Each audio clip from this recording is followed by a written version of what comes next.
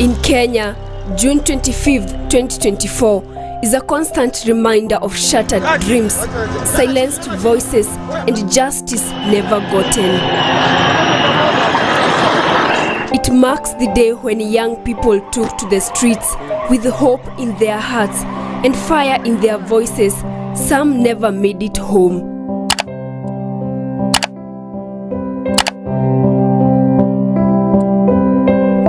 For the mothers and fathers whose children were killed, injured, abducted, or disappeared, that date is more than history. It is a scar etched into their lives, a wound that reopens with every sunrise. For them, June 25th is not just a memory, it is a day time stood still.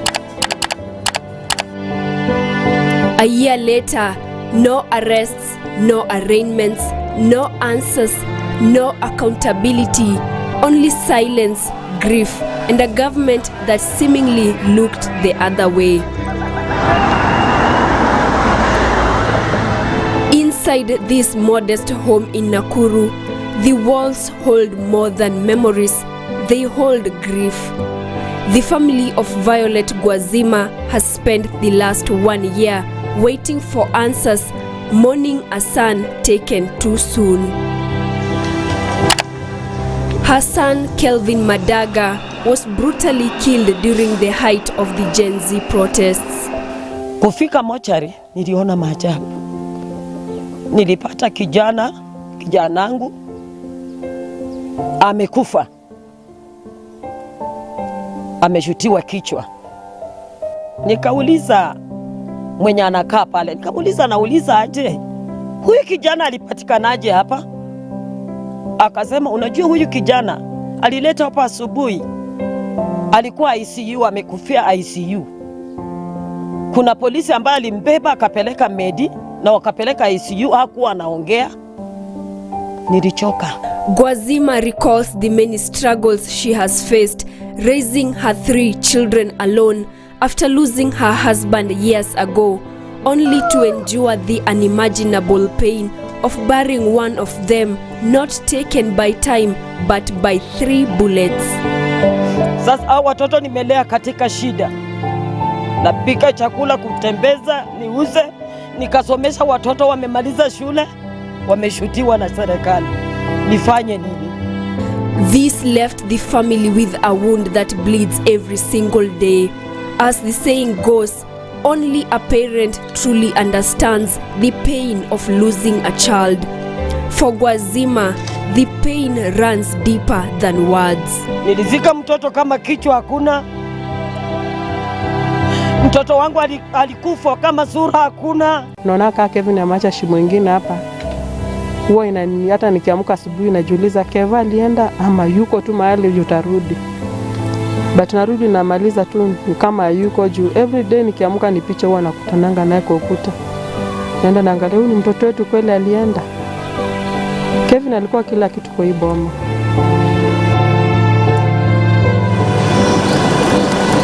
In Machakos County, Erickson Mutise's mother clings on to the memories of her son, 25-year-old, who was also caught in the chaos of the Gen Z protests.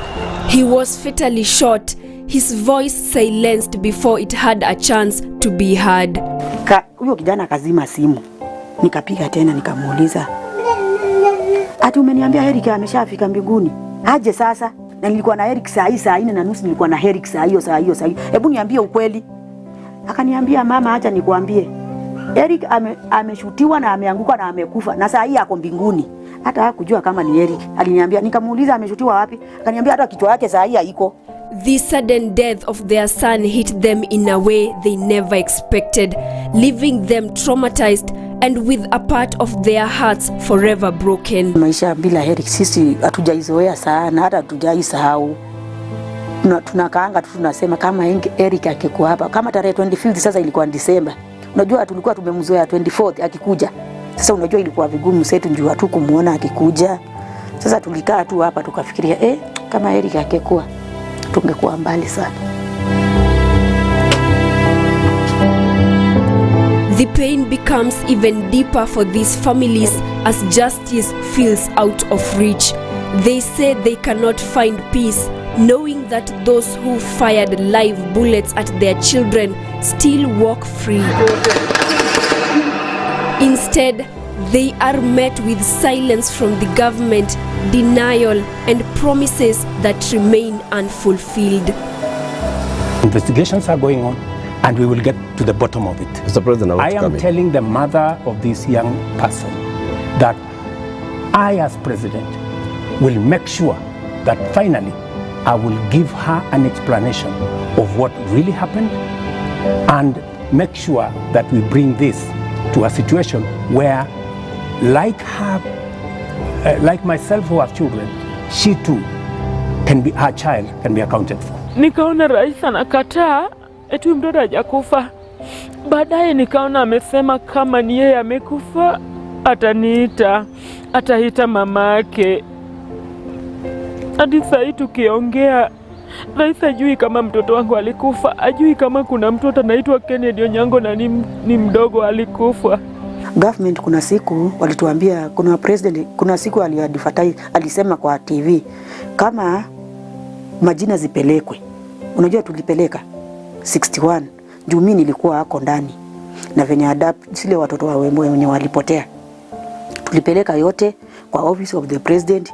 Kutoka siku hiyo wamenyamaza, government imenyamaza, kila kitu imenyamaza. According to Hussein Khalid, a human rights activist and CEO of Vocal Africa, a sense of betrayal from the very leaders they elected to represent them drove Kenyans to voice their concerns themselves. As people who were in the streets a few days ago, we were very angered that we are communicating with you. The whole country is out here telling you, don't pass this bill. And you are there actually insisting that you will pass that bill. So are you there representing your personal interests or are you representing the masses? The protests were hijacked by politicians and hired goons, shifting the original purpose and tainting the movement.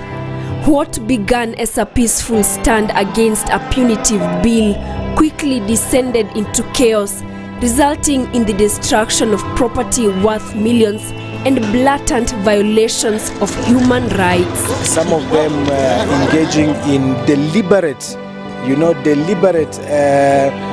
criminal acts. I think on several intervals we saw them breaking into mobile phone shops. We saw them damaging vehicles. You know, there were all sorts of criminal activities that were then carried out, not by the real Gen Zs. The real Gen Zs wanted to come out to deliver the message. According to a report by Independent Policing Oversight Authority IPOA, out of the 60 death cases they registered, the authority has completed 22 investigations, actively pursuing 36, and has 2 cases currently before the courts. The report also stated, and I quote, "The authority also observed instances of non-cooperation from both police officers and witnesses, which has hampered the progress of some investigations.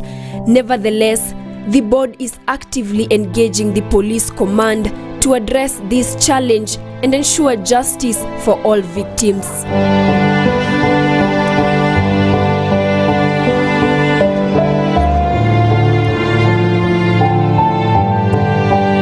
This remains the only communication these families have received from authorities since they recorded their statements with IPOA nearly a year ago. They remain determined, vowing not to rest until accountability is served.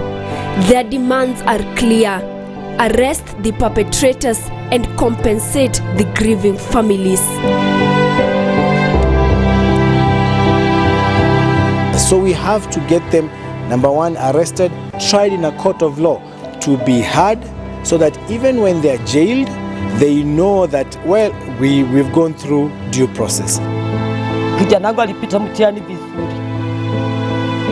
Nikatarajia kwamba kesho nitakula matunda kutoka kwake. hakuna matunda nilipata kwake, ni kaburi ndio nilipata, nikaenda kuzika. Ninaomba serikali, nataka tu haki itendeke kwa mtoto wangu.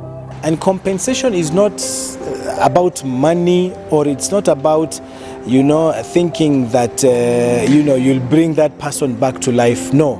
But compensation is a form of acknowledgement, like a certificate of some sort, that yes, your child went through a lot and he suffered, he paid the ultimate price in this protest, and to acknowledge that, to remember that this is a small token. Of course, no amount of money can bring back the dead, but we're saying this will be a step towards closure. They lie in their graves in eternal silence, their lives having ended in torture and bullets from the men and women they trusted to protect them. Their loved ones now cherish their memories amid never drying tears. For these families, the quest for justice remains raw and a bitter path to walk. After all, heroes are created by hard times. Wanjiko Wanjiru, KTN. Officer, why? You are dead of my father. What have we done? What have we done? Act on this police.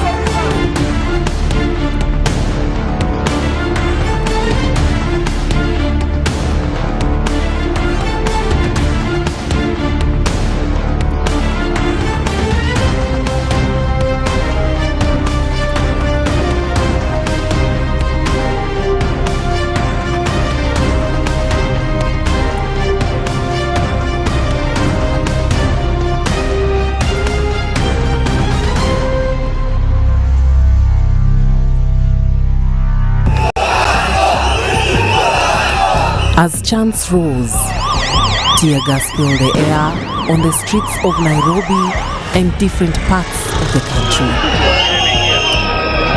It was a protest like no other. Women of different ages were out there fighting. The fight was not just against the finance bill and taxes. It was for their dignity, fear, and years of pent-up anger. It was a fight to be heard. Women had decided to no longer be victims of bad policy, and so mobilization was done. Social media played a big role.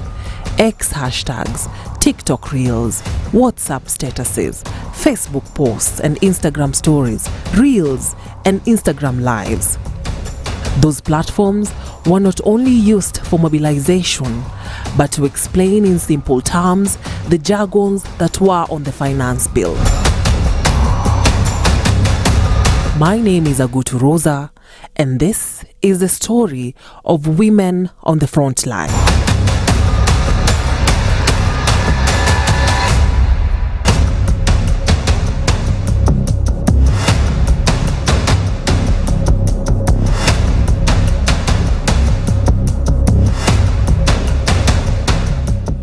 The June 2024 demonstrations were different. Young people came out in large numbers from different demographics. Some walked, some used public transport, while others used private means. Some leaders condescending words aggravating the anger. Wale wengi unaona wakiandamana Nairobi wameshika simu ya iPhone, wanajiita Gen Z. Wanafika kwa maandamano na Uber. Wanatoka maandamano wanaingia KFC kukula kuku na minofu. Yet, some stood by the angry population. We meet activist Njeri Mwangi at her home, who was part of the protest. It felt like the tide rose with everything that we've been fighting for. And finally, everyone could see and could feel the need. And people rose to it to fight for themselves. While people may say, I don't know what different people will say, but it felt like we were for once united in this struggle, and everybody was there for themselves and they were fighting for their future. Women in Kenya had been on the streets for months, pushing for the end of rising cases of femicide. Hence, the finance bill issue found a seasoned group of protesters fueled by the quest for survival. It gave more women more courage to come out, because also how that finance bill was going to affect them. When you think about the tax on pads, on diapers, the things that women have no choice over. I don't have a choice on when I'll have my period or if I'll have my period this month. Being arrested during such protests is nothing new in Kenya. However, it sparks a feeling for those who find themselves on the wrong side of real or imagined law. The moment you're thrown into the back of that Mariamu, I think everything changes. You are afraid you're on your own. You don't know when you'll get out. You don't know where you will be taken. You don't know if there's a dog's beating waiting for you. You don't know. Everything just is in the air and you're all alone. Even if you're with others, there's just a moment of loneliness that, oh my God. You think about your family, you think about your parents, and the worry, and that who will tell them and what will they feel, and you want to be reassuring, but it's all scary.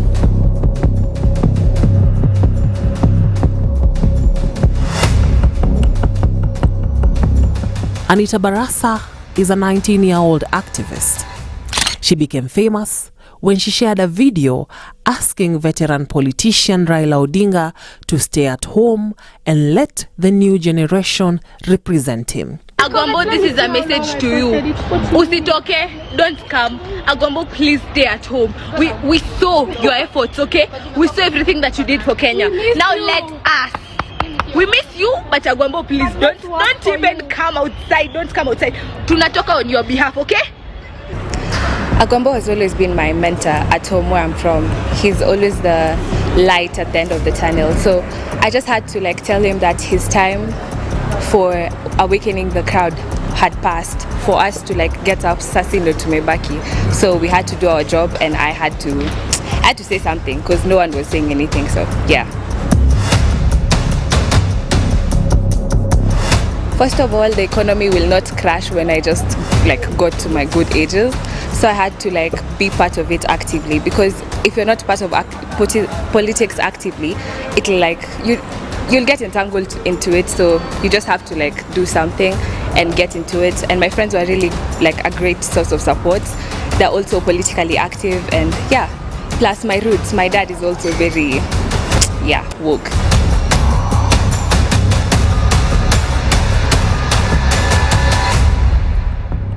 First of all, before all these demos happened, I was a social media creator. So I had to bring whatever is happening in the country to my safe space, which was TikTok.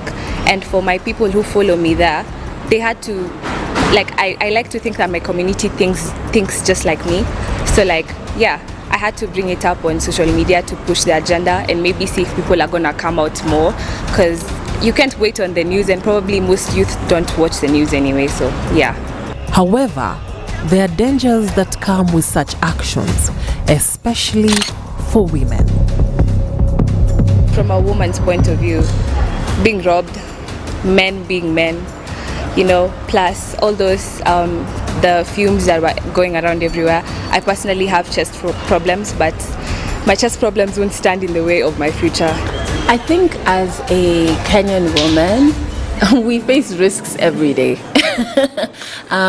Where we go, what time we get there, how we get there, what we wear, who we go with, you will always ask yourself, will I be safe? Depending on the option that you pick, right? And so protests are no different, because there's the added risk of what more could happen to you. Women in Kenya have been on the forefront of fighting for human rights and other issues. However, very few are appreciated. I think during the protests, because we're, as a people, having more conversations around politics and governance, you definitely start to see sexism and misogyny rear its head. I wouldn't go into how the treatment of women versus men was during the protests, because I saw a lot of camaraderie, but that was my experience. But then if you look at digital platforms, and when people are calling out, as they rightly should, different members of parliament who happen to be men, one of the number one insults you'll see is that they'll tell them they're women, or they will Photoshop their photos onto a woman's body, as though to say being a woman is an insult, or the greatest insult you can tell a man. I think Kenyan women don't get their flowers for being at the forefront of all revolutions, not just June 2024. And women show up in different capacities. There are strong ones who are on the front line and are running and throwing back tear gas as well. And then we have mothers camping at police stations trying to demand for justice when it comes to how their sons were treated. For women, the journey to the top has come a long way. There were generations where women could not open bank accounts without a man. They couldn't own land without a man. Obviously, we see different versions of that oppression to date, but there was a time where a woman had to be rounded off to a man for basic survival. And so when I look at older generations of women from that lens, I kind of give them grace. Mimi hata afadhali muniue muache watoto. The young generation. Yeah, afadhali mtuue sisi wase. Mumetuashia nani? Sasa huyo kijana amekufa hapo. Mama yake amewashwa na nani? Demonstration ya watoto wetu, it was peaceful. Awache watoto wetu wa demonstrate na wasikize. Finance bill hakuna kitu inamaanisha kwa hii nchi. Sio hiyo kubwa kuliko sisi, ama sio kubwa kuliko wazazi ama watoto. In 2014, women led a protest with the hashtag #MyDressMyChoice after a woman was undressed at a bus stage by a group of men who claimed she was not dressed decently. In 2018, Kenyan women also demonstrated after a woman who was breastfeeding at a restaurant was asked to cover up or breastfeed in the bathroom. During the protest, women came out breastfeeding their children. The incident sparked a conversation about the right to breastfeed in public places and the need for facilities to accommodate mothers. In 1999, the late Nobel laureate Wangari Maathai was brutally beaten by police officers for protesting plans to build a golf course on the public land within Karura Forest. The attack sparked international outrage and led to a government ban on further public land allocation. She had previously led mothers of political prisoners in Kenya in a vigil and hunger strike at Uhuru Park to demand the release of their sons and other political prisoners in 1992. During the fight for independence, some women were in the forest with men, braving the cold nights and attacks from the colonialists and their sympathizers. One of those women was Field Marshal Muthoni Wakirima. Women would pretend to do their daily chores, but would strategically place food, weapons, medicine, and clothes in places where the Mau Mau would pick. One of those women is Anna Wamoyo Kabobi, alias Cindereri. Her role was to work in white settlers' homes. Then, she would smuggle guns for Mau Mau fighters. She perfected the art so much that they needed a railway wagon to transport the guns she had accumulated. This earned her the nickname Cinda.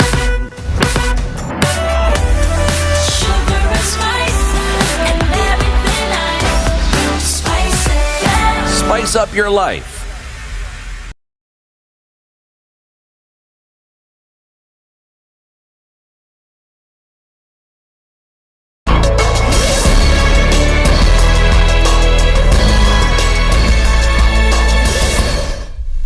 Good morning, this is the Newswire. I'm Edwin Lisamira. A nationwide Gen Z-led protest is expected today to mark the first anniversary of last year's anti-finance bill protest that culminated in the unprecedented takeover of parliament by protesters. Organizers have planned peaceful marches, videos and online campaigns under hashtags like Justice for Our Mashujaa and Never Forget KE. Here in Nairobi, protesters are expected to gather at Kenyatta Avenue roundabout at 9 a.m. before marching through key city streets towards Parliament and the President's office. Similar events are planned in major cities and towns across the country, including Kisumu, Mombasa, Naivasha, Kiambu and Machakos. There will be memorials, candlelight tributes and petition deliveries. Police said they've received protest notices and will deploy officers to maintain order. They warned against lawlessness. ODM leader Raila Odinga has declared his support for today's Gen Z protest, saying peaceful demonstrations are a constitutional right.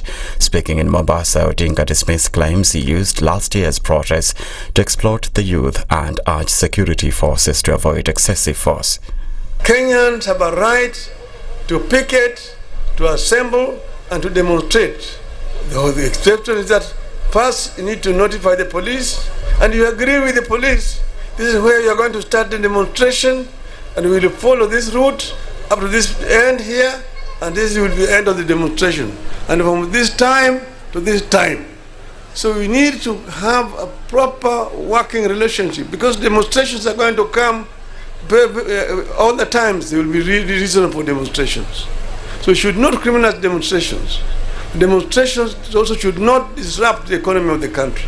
People should agree in a civilized way how demonstrations are conducted. Raila also called on protesters to remain peaceful and avoid damaging property, noting that the youth's concerns mirror those raised by the opposition after the last election. He insisted that ODM is not part of the government and demanded action on the ODM-UDA cooperation agreement signed in May.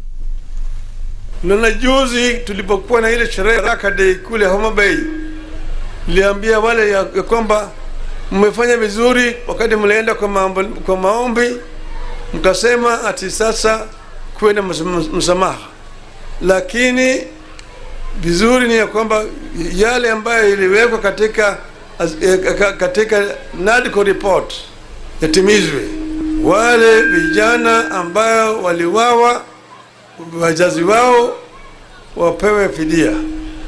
Wale ambao walipata majeraha, serikali itoe pesa ya kuwasaidia ili tuweze kumaliza hii maneno yote. Yale yote hajafanyika mpaka leo. 6 suspects, including Central Police Station boss Samson Kiprotich Talam and constables James Muhwana and Peter Kimani, have denied murder charges in the killing of blogger Albert Ojwang. His co-accused John Gigen, alias Kinara, Gin Obwayo, alias Gibeyes, and Brian Mwaniki also denied the charges at the Kibera Magistrates Court. They are accused of aiding the police in torturing and killing Ojwang. The court is hereby informed by the DPP on behalf of the Republic of Kenya that you 6 persons, you've been charged with the following offense. Murder contrary to Section 203, as read with Section 204 of the Penal Code, Cap 63 laws of Kenya. At Central Police Station within Nairobi County, jointly with others not before this court, you murdered Albert Omondi Ojwang. Accused 1, Samson, is it true or not true? Not true. James Muhwana, is it true or not true? Not true. The Director of Public Prosecutions opposed bail as the murder trial officially began. Notably, Deputy Inspector General of Police Eliud Lagat, initially linked to the case, was dropped as a suspect and is now a state witness after admitting he filed a complaint against Ojwang but denied involvement in his death. Progress in vaccinating children against a variety of life-threatening diseases has stalled in the past 2 decades and even gone backwards in some countries, a new global study suggests. The situation has been made worse by the COVID pandemic, leaving millions of children unprotected from diseases such as measles, tuberculosis and polio. The researchers are calling for a concerted effort to provide better and more equal access to vaccines. Child health experts warn that cuts to international aid budgets that fund vaccination programs combined with vaccine skepticism are creating a perfect storm. That's the Newswire. I'm Edwin Lisamira.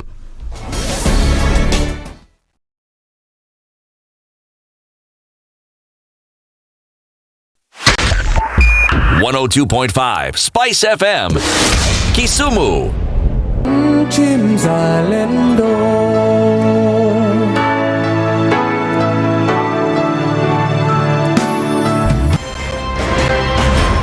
Waliletea fujo Moi mpaka wakapata cooperation. Wakakuja wakasumbua Kibaki mpaka wakachukua nusu mkate. Wamekuja wakazungusha Uhuru hapo mpaka wakaenda na handshake, program yetu ikapotea, BBI ikaendelea, tukazama, tukaingia kwa madeni. Sasa mimi nimewaambia, hii serikali hii, mimi nawaambia hii serikali ni ya mahasla. Hakuna nusu mkate, hakuna handshake, hakuna hiyo borojo. Jana nimeona wale wazee tulishinda. Ati hiyo mzee akisema ati he'll not be coerced or intimidated to joining our government. Wewe mzee sikia. We have no business within our government. Hatuna haja na hatugojei wewe. We are not looking for you and we have no time. Stop saying that people can force you to come to this government. Forget about being forced or coerced. We are not interested because sisi tuko na kazi ya kufanya. Kama kuna mtu ako na namba ya William Ruto, arekodi hii video mtumie. Maisha yangu tangu nizaliwe sijawahi kuona mtu muongo, mfisadi, baradhuli, dhabdhabina kama William Samoei Ruto. Mimi Hassan Joho nikitaka kuongea, mimi I don't even dream of engaging with them. Ati huyu akitaka aje aongee sio na mimi niongee na Ruto nini? Mimi nikamtafute atanipa nini? Wilbaro. I wonder. Nilipeleka Wilbaro mimi la kimtaani la kucheza nalo zamani. We have a choice to reject over 60% of these names or give President Ruto his skunk. Apart from a few individuals who are not even more than 8, the rest are incompetent, unqualified, have integrity issues, are people who cannot deliver this country from where it is to the next level that we want the country to move in. A few moments later. Now forwarded the name of John Mbadi Ngongo to the Ministry of National Treasury and Economic Planning. The Honorable Hassan Ali Joho, Ministry of Mining, Blue Economy and Maritime Affairs. Nguruwe kujiganga na mafuta yako. The Situation Room, Kenya's biggest conversation. One of the things that are ailing our country is negative ethnicity. You find you as a state officer, instead of thinking as a Kenyan, you think like a tribal person. Let me tell you something. The biggest problem we have had in this country is a leadership deficit. There is nothing that you are going to do in the process of change if you are not a risk taker. So you really have to pursue your vision to a logical conclusion and even be ready to step on people's toes. When it comes to the economy, you can run away with it. They say statistics are like bikinis. They reveal a lot, but they conceal the vitals. And so government people would throw statistics at you and tell you they're revealing a lot of information to you, but it's really concealing the real vitals. We need to get out of that because when we want to grow our democracy, one basic thing that really requires to be understood by the political class, by all of us, is institutions are critical. This is the Situation Room, the only way to start your day.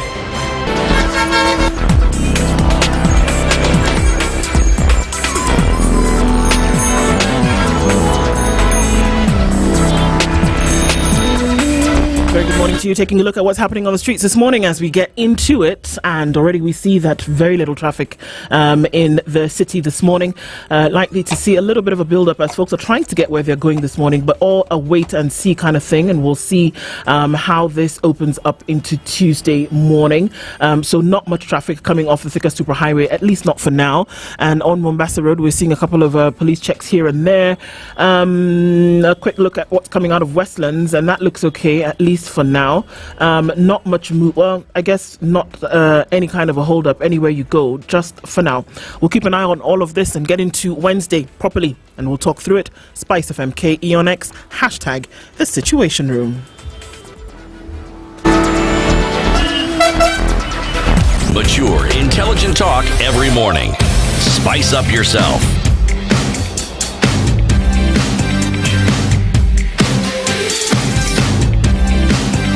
Mornings done right. 94.4 Spice FM, Nairobi.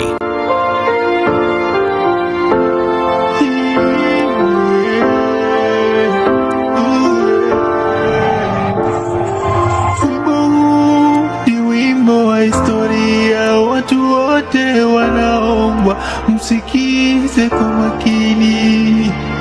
Ilikuwa Juni 25, vijana walishikana kupigania haki zao.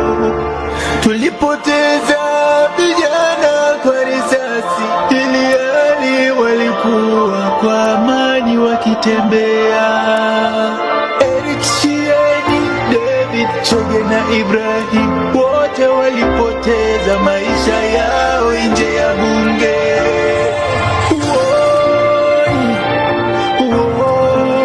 Vijana walifariki ndio sisi tukombolewe.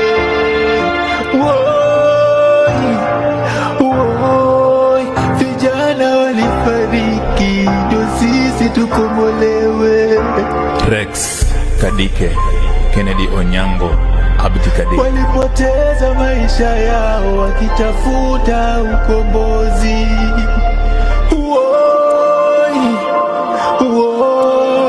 Vijana walifariki ndio sisi tukombolewe.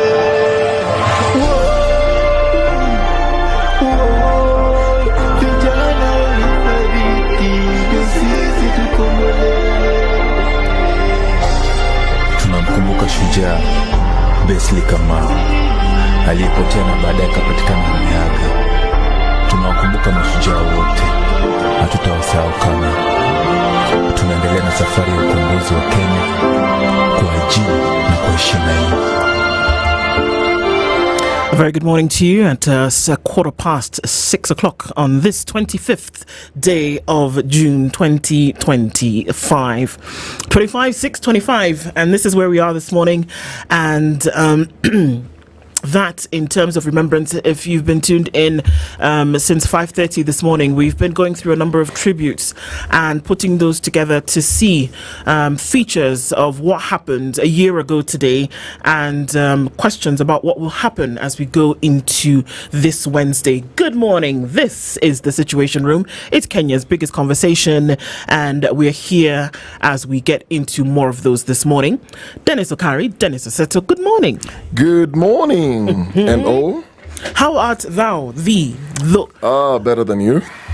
Thou was plural, thee is singular, so thee, thou. You feel inspirational today, eh? King James. You're going to King James English. Thou art be good this morning. Thou, I will, as opposed to say, it's good to see you. You say things like, my heart doth flitter. Yes. Upon the, what? Things are even falling down. Hitherto to your soul. Bas, yes. Muko salama lakini nyinyi? Ashkuru. Fantastic. So, yes. Before we even go far, it is 365.25 days of Gen Z, but today we want to celebrate one Ndu Okoh. Oh my God. Happy birthday, Ndu. Thank you. We love you. We see you. We appreciate you. You're a beautiful girl. Always out here making people happy. Your kindness, your awesomeness, your beauty is something that continues to make Situation Room be just what it is. You're good at what you do. Nakupenda, aheri. I don't know how you say that in Nigeria.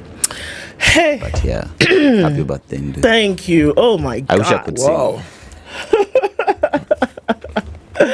Dennis, I wish you told me you were going to do a speech. I knew her birthday was somewhere around this month, but you see, with all these events going on, akanyamazia jana, she didn't even mention. So just remember this morning, thanks to Lydiah, So we're gonna sing happy birthday to Ndu before we proceed. Yes. But Dennis Aseto has given a very fantastic speech. Tunakupenda sana. Me, I'll just speak a word over your life. Yes. Are you ready? Okay. Are you ready? They call me Bishop. Not for nothing. Are you ready? Okay. I declare the word of God over your life. Amen. Over your household. Amen. Over your health. Amen. Over your job. Amen. Over your finances. Amen. Over your assignments. Amen. You are the head and not the tail. Amen. You are the top and not beneath. Amen. You are a winner and not a loser. Amen. You are strong and not weak. You are the righteousness of God. Amen. You live in divine health. Amen. You walk in divine favor. Amen. You are a success. You are prosperous. No weapon formed against you shall prosper. Amen. You are chosen. You are royalty. Amen. You have the mind of God. You are ruling and reigning. Amen. You are rising to your place of prominence. I speak over everything that concerns you, that you are indeed blessed. Amen. You are beautifully and wonderfully made. You are fulfilled in everything you do. Light and life are on your path. For God is with you. Hey. Amen. Those are my words to you. Yo. Wow, thank you so much, guys. Jeez. Hey, okay. We need some Kleenex. No, I think we're okay. You're good. Hey, jeez, wow. You're good. Okay, thank you You so will much. manage stuff around there? Yeah, you know. It's gotta be done. I'm shy sometimes. Oh. Actually, Never really. seen you blush. Imagine.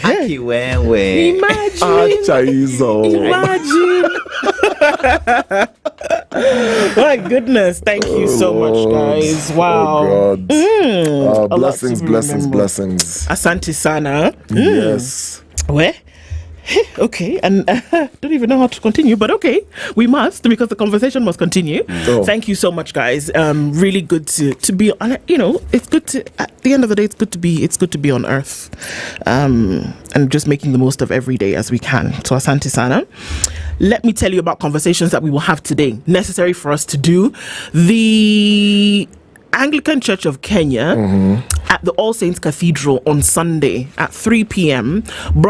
had an interdenominational service, and it was kind of like a call for prayer and a remembrance of the things that happened. We do remember that the cathedral on the day of the protest actually housed, or gave shelter to some of the protesters who then were under attack, and we've heard from the desk of the provost and also from the pulpit quite often about the need for proper governance and for good governance and such. So we will have a conversation at 7 o'clock in remembrance, but also then in terms of guidance for what should happen when it comes to 1 year later. The Streets of Grief, Voices of Defiance. The Reverend Tom Otieno is the Director of Missions at the All Saints Cathedral. He'll join us in that conversation at 7 o'clock. And then Wajiro Gikonyo is a transformative governance advocate. We're still talking about 1 year later. Streets of Grief, Voices of Defiance. She will join us at 8 a.m. and we'll look into, and we'll also then get a view from what's happening on the ground, because we know that the protest will take place this morning. And then finally, at 9 a.m., we do remember that there was a protest into Parliament last year, and that the voices are still crying out for certain things. Frederick Ojiro is a rapid response officer with Vocal Africa, and Wesley Masongo is president emeritus of students at Riara University. They'll both join us at 9 o'clock, and we'll be looking into, so this is what happened last year, and starting to see what happens this year. So all our conversations are around that this morning. Karibu Sana, our audience on KTN joining us already, and our audiences are on Facebook, YouTube, and on X as we get into the live stream. This is the Situation Room. It's Kenya's biggest conversation. Let's get into it this morning. Dennis is dapper in a suit this morning. You know what that means? That he's going to trot off at some point and he's going to go tell people things about Manamana. So he's leaving us. But No, I'll tell you what. No, he should stand. Yeah, this is quite something, I'm telling you, because this suit, my God. Dapper than dap. Maroon Commandos. But in the meantime, you can tell us the proverb from what was previously Abyssinia. Abyssinia. Yeah, now where is this proverb? Yeah. In the meantime, the roads are packed today. Already? With police officers. On my way here, Langata Road is full of anti-riot police. So is Naivasha Road. If you head towards State House, it's total lockdown. But we are still in Ethiopia, the country that enjoys 13-month calendar.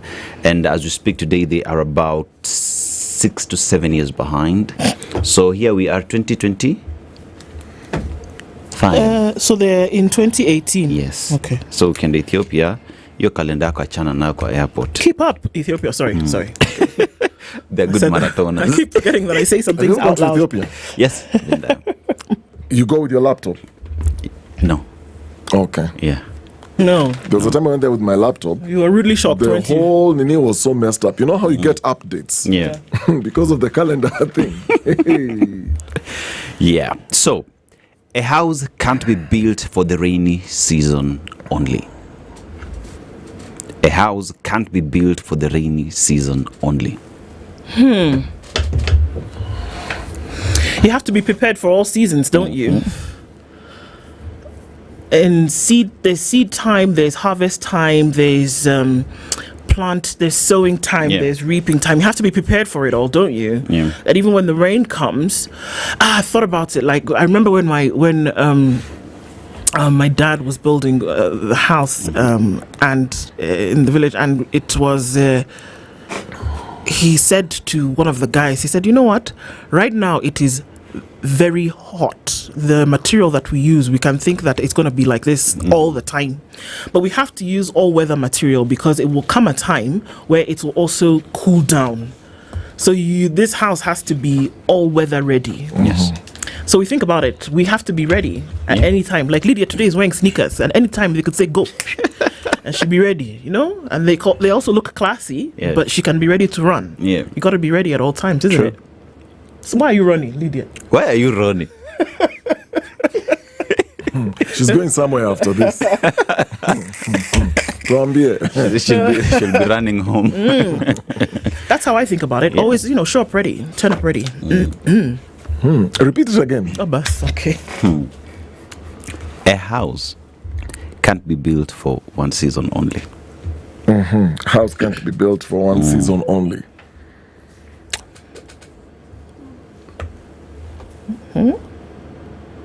To me, it speaks of, I'm just thinking of finances. How you're told have multiple revenue streams.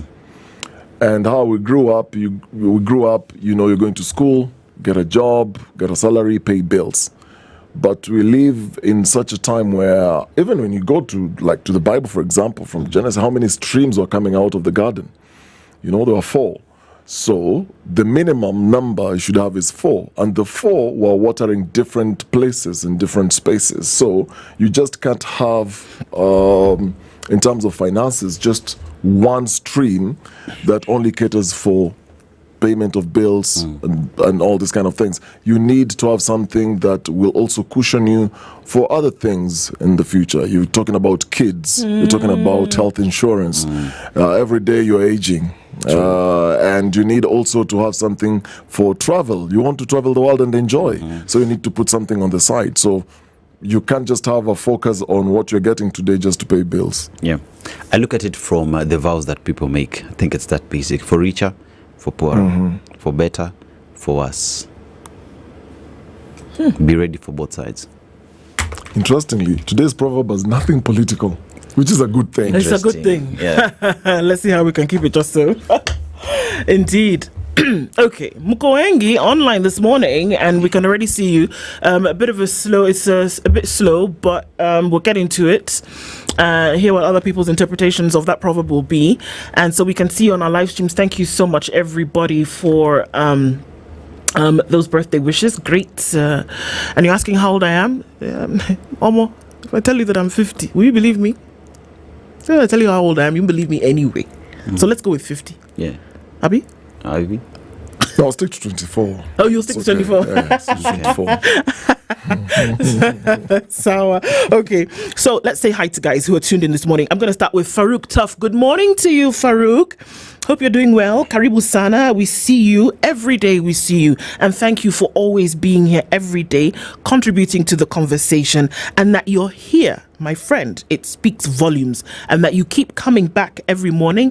It speaks even greater volumes. Sawa. So Karibu, thank you for being here every morning and contributing to this. Yes, you saw that we did start the show early today, and we started out with those features, and our brothers and sisters at KTN put that together, and were able to then, remember what Mandamano is all about. Thank you so much. Fiery Red, good morning to you. Hope you're doing well. Thank you so much. D&D Inaweza, Sindio Inaweza Sana. Good morning. Good Imigo, good morning to you as well. Chef Asante Sana. Christine Vulimo, good morning to you. Mutuflani, tunakupenda sana pia. Thank you so much. Christine Vulimo, good morning. Susan, good morning as well. Agola Flowers, thank you. May you have many more. Asante Sana. Albert Gisore is also tuned in. Jockey Dwiga, good morning to you. Asante Sana. The 2000, you're making an appearance more and more every day. Thank you so much. Jam TV says, today is Gen Z's People's Public Holiday. It is the responsibility of the president to uphold the constitution. The power belongs to the people. State House is our property and we can occupy it. Where? Okay. Okay, Atticus, good morning. Didi, we see you as well. Thank you so much. Atticus says, good morning. Okari, specifically. Good morning. Thank you very much. Thank you so much. Dr. Eda Tatu, good morning to you. Thank you so much. Josh says, good morning. The people shall. And I think that's something I saw on a couple of t-shirts yesterday. Yeah. The people shall. And that is it. If you need to know anything beyond it, just go with the people shall. And here we go. Yeah. The people shall live out their constitutional right and responsibility. The people what? The people shall. They shall. Erica Ward, good morning to you. Atticus says, good morning, Aseto. Good morning, Atticus. These greetings are coming person by person. Okay? Atticus, we see you as well. Good morning. Kavoy Felix, good morning. And Asante Sana, amen. Liliana Tieno, good morning, my sister. Amen. I love you so much. Robin Tobago is tuned in as well. Thank you so much. Eddie Boyer says, good morning. Good morning, Aseto. I think he meant to say Okari, but there's an Omari, but in this case it's Okari. So and K and M are close to each other on the alphabet for typing. Yeah. In other words, called what? A typo. No. Keyboard. K and M are close to each other, so it's possible that he just missed something. Lucas says, good morning, Asante Sana. Jack Nyageda, amen, Pastor. There's something there, Uncle Bishop. I'm still feeling those blessings. Actually, when Bishop was praying, I didn't hear the stress. No, this one comes. This one's good. This one's good. This was very good. You want me to try that? No. I should come for prayer. We'll do prayers later, Abby. Later? After. No, I'm very serious. I'm very, very serious. Alex Gatoto, good morning to you. Asante Sana. Eda says, we are queens indeed. We are. Leo says, good morning to you. And many more. Asante Sana. We will keep going at it every day. Helen Wajiro, we see you. Libby Baby, good morning. Ouma Oyamo, good morning. Mwenda Pole, good morning. How are things in Munich? Elizabeth Obandi, good morning. Edna Thangu, good morning. Joyeux anniversaire. Merci bien.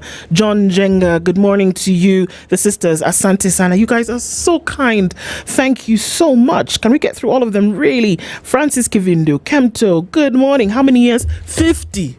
I'm going with 50. Do I look 50? You're still going with 50? Yeah. I like the number. I like because, I don't know. I like the number. Do you think I can pass for 50? 50, no. Half a century.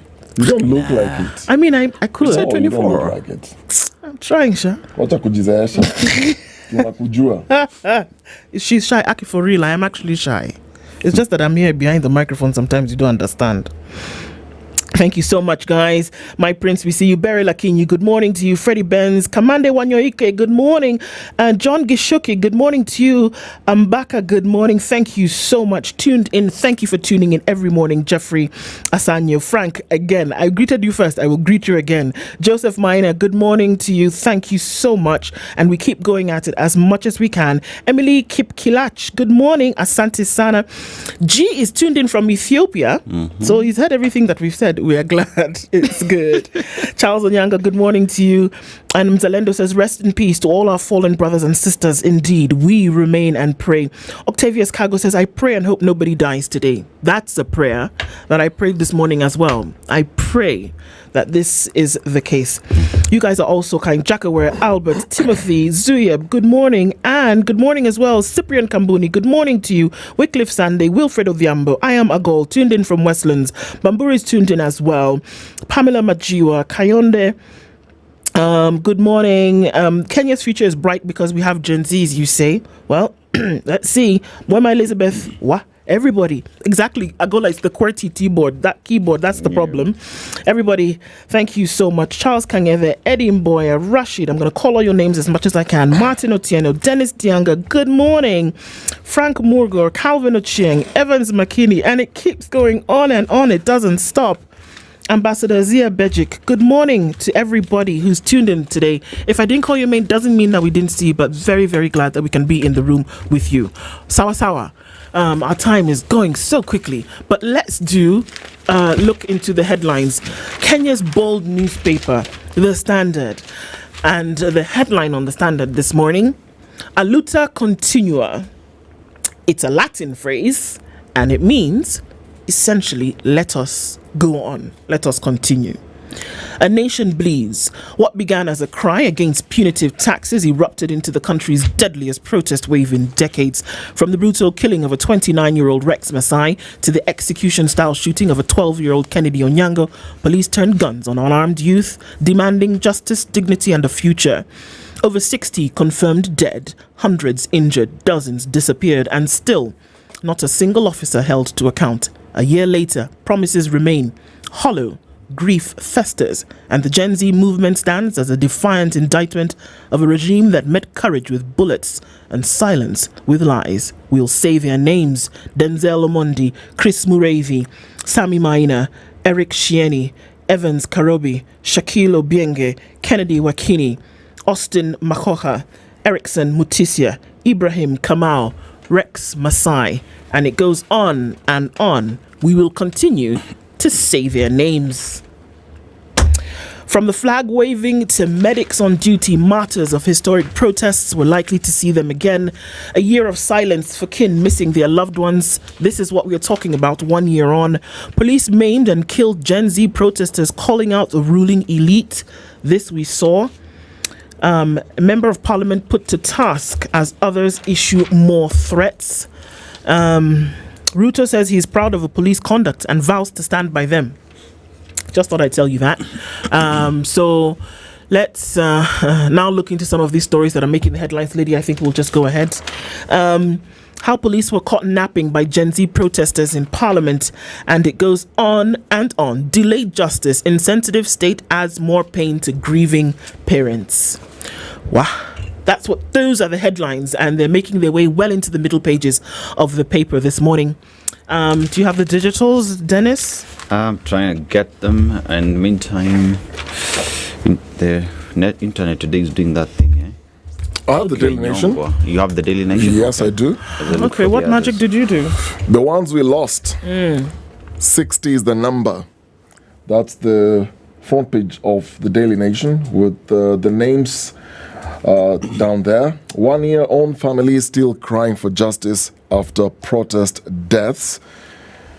For many, that moment has frozen in time. A day that redefined protest, exposed state brutality, and left many unanswered questions. More than 60 lives were lost in chaos that engulfed different cities and towns. And go to the inside pages. The house was breached. The story about Parliament and what exactly happened on that day, the unprecedented and daring move by young protesters to storm Parliament on June 25th over the finance bill has fundamentally changed how the August House conducts its business. So that's a story in there. This is Ruto again. You have my full support. Ruto tells police on protests.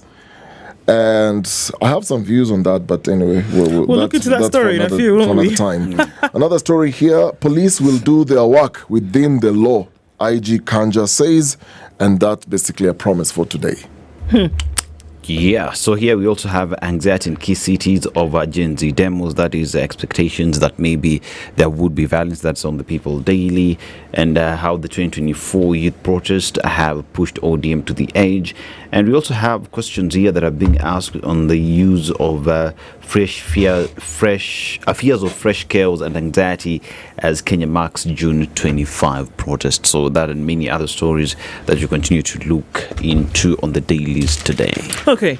Okay, do you want to share that story? Let's talk about this Ruto story and how he's proud of police. So the president yesterday met the police at State House.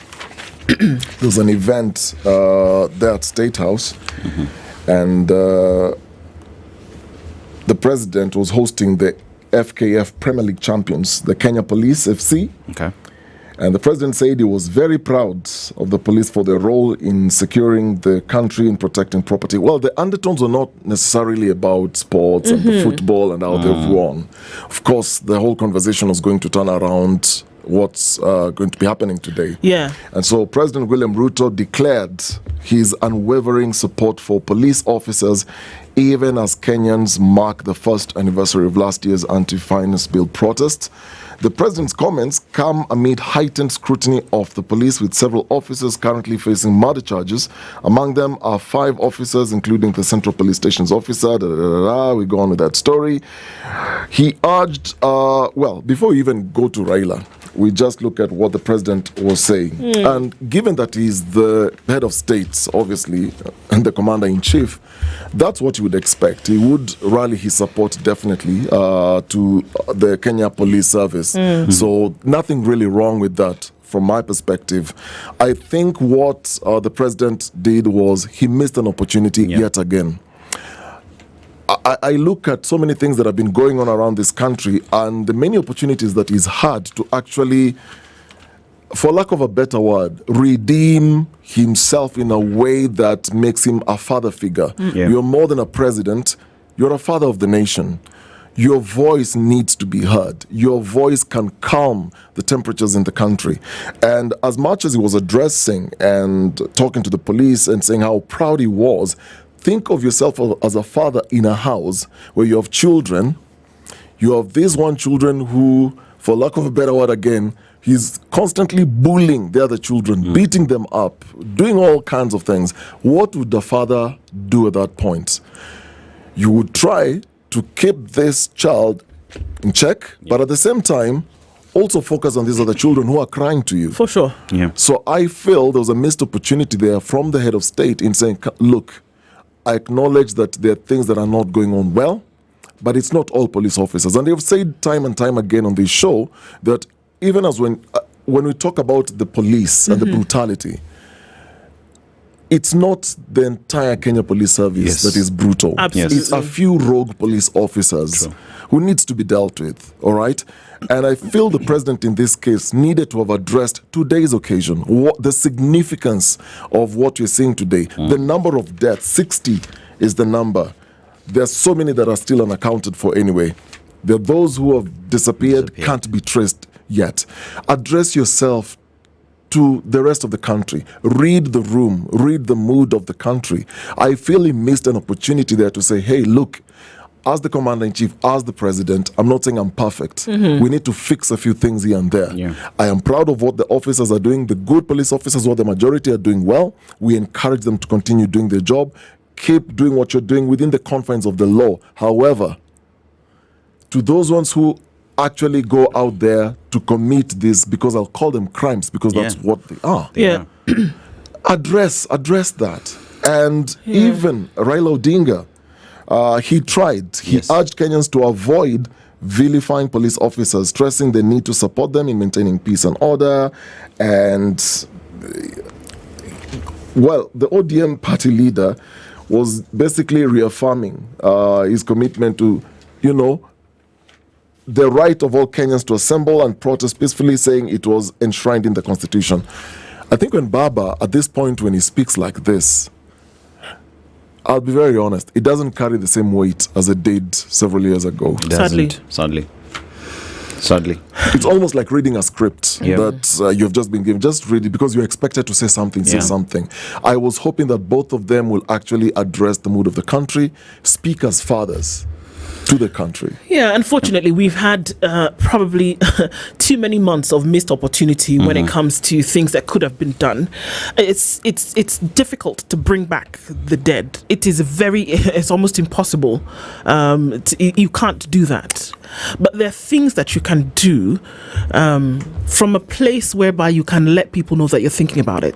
But then, unfortunately, when things like this come out, what you've basically told Kenyans without telling them is that those issues that you discuss are really they don't matter to me.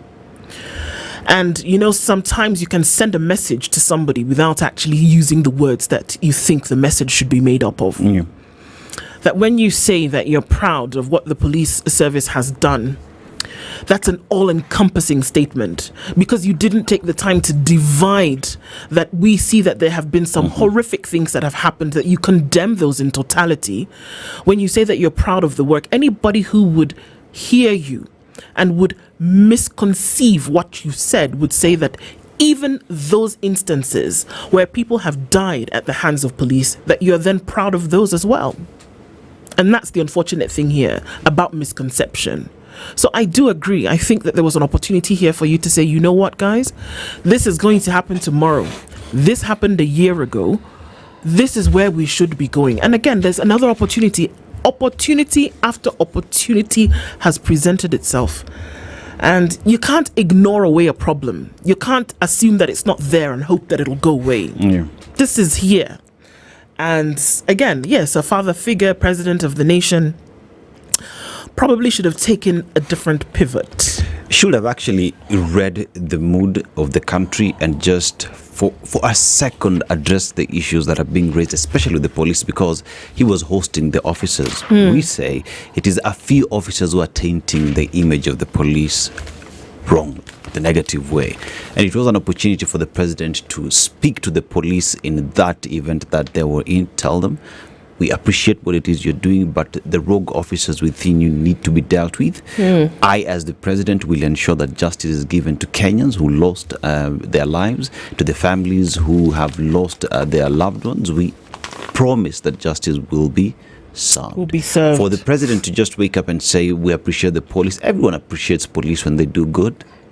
Even during the Gen Z last week's demonstrations, there's an officer who stood with the people and actually chased back the demonstrators. And everyone online is saying one officer who's doing the right thing, and we celebrate such. Absolutely. I think the president does not read the mood and address himself to what matters at the moment.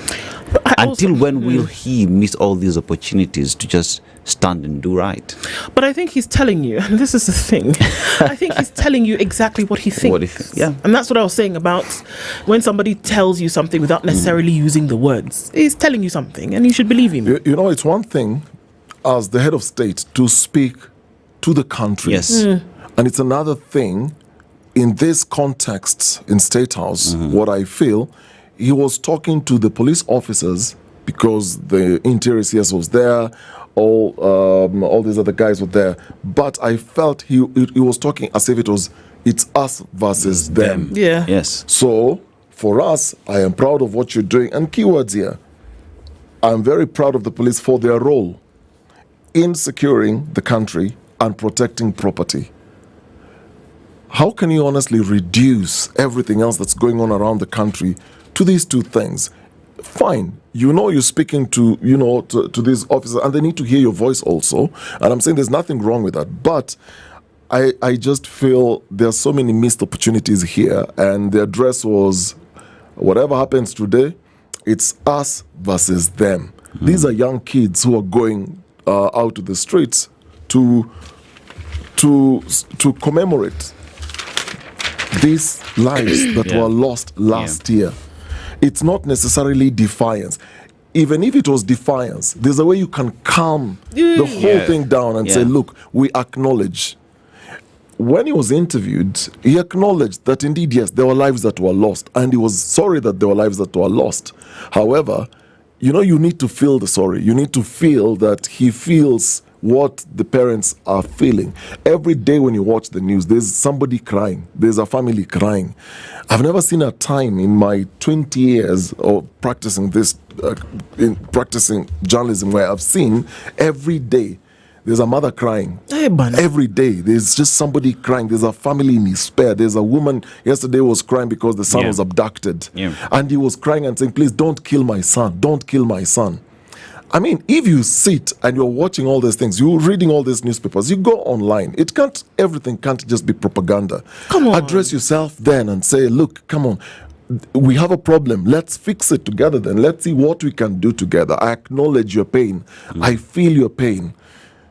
And we're going to address these issues. Even say we're going to carry out reform. Just say something, to also address the rest of the country. And there is also statements that were made yesterday. We urge members of the public to avoid acts that may provoke our officers.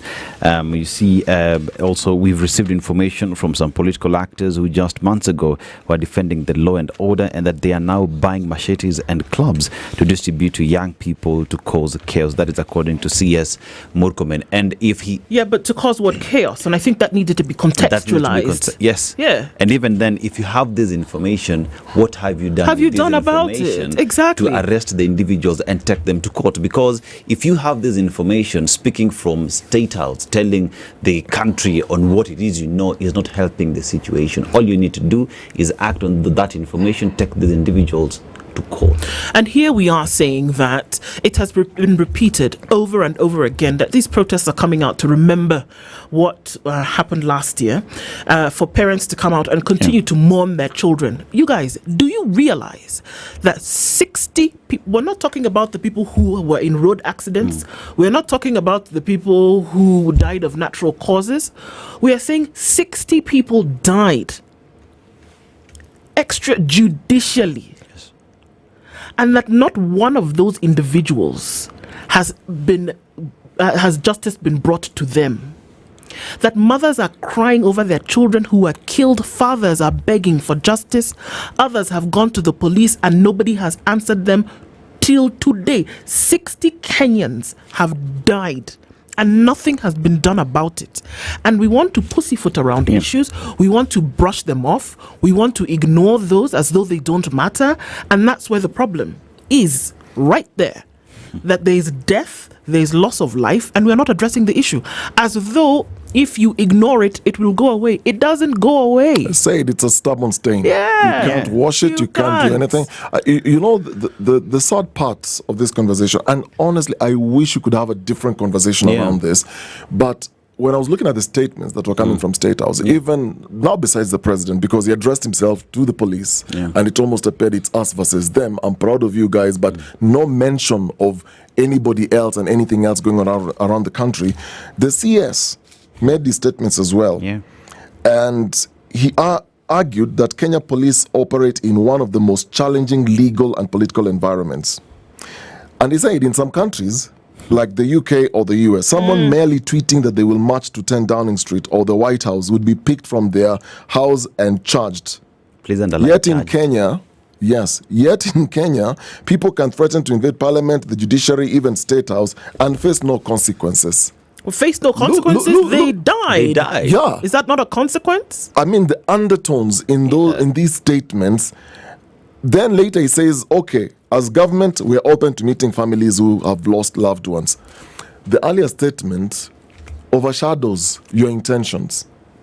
You know, and I keep saying there are missed opportunities here, because when you're using that example that somebody just tweeting you'll be picked and this and da, what message are you sending? Okay, then we go to the Inspector General of Police, Douglas Kanja. He also issued a warning to protesters, reminding them not to access protected areas during today's demonstrations.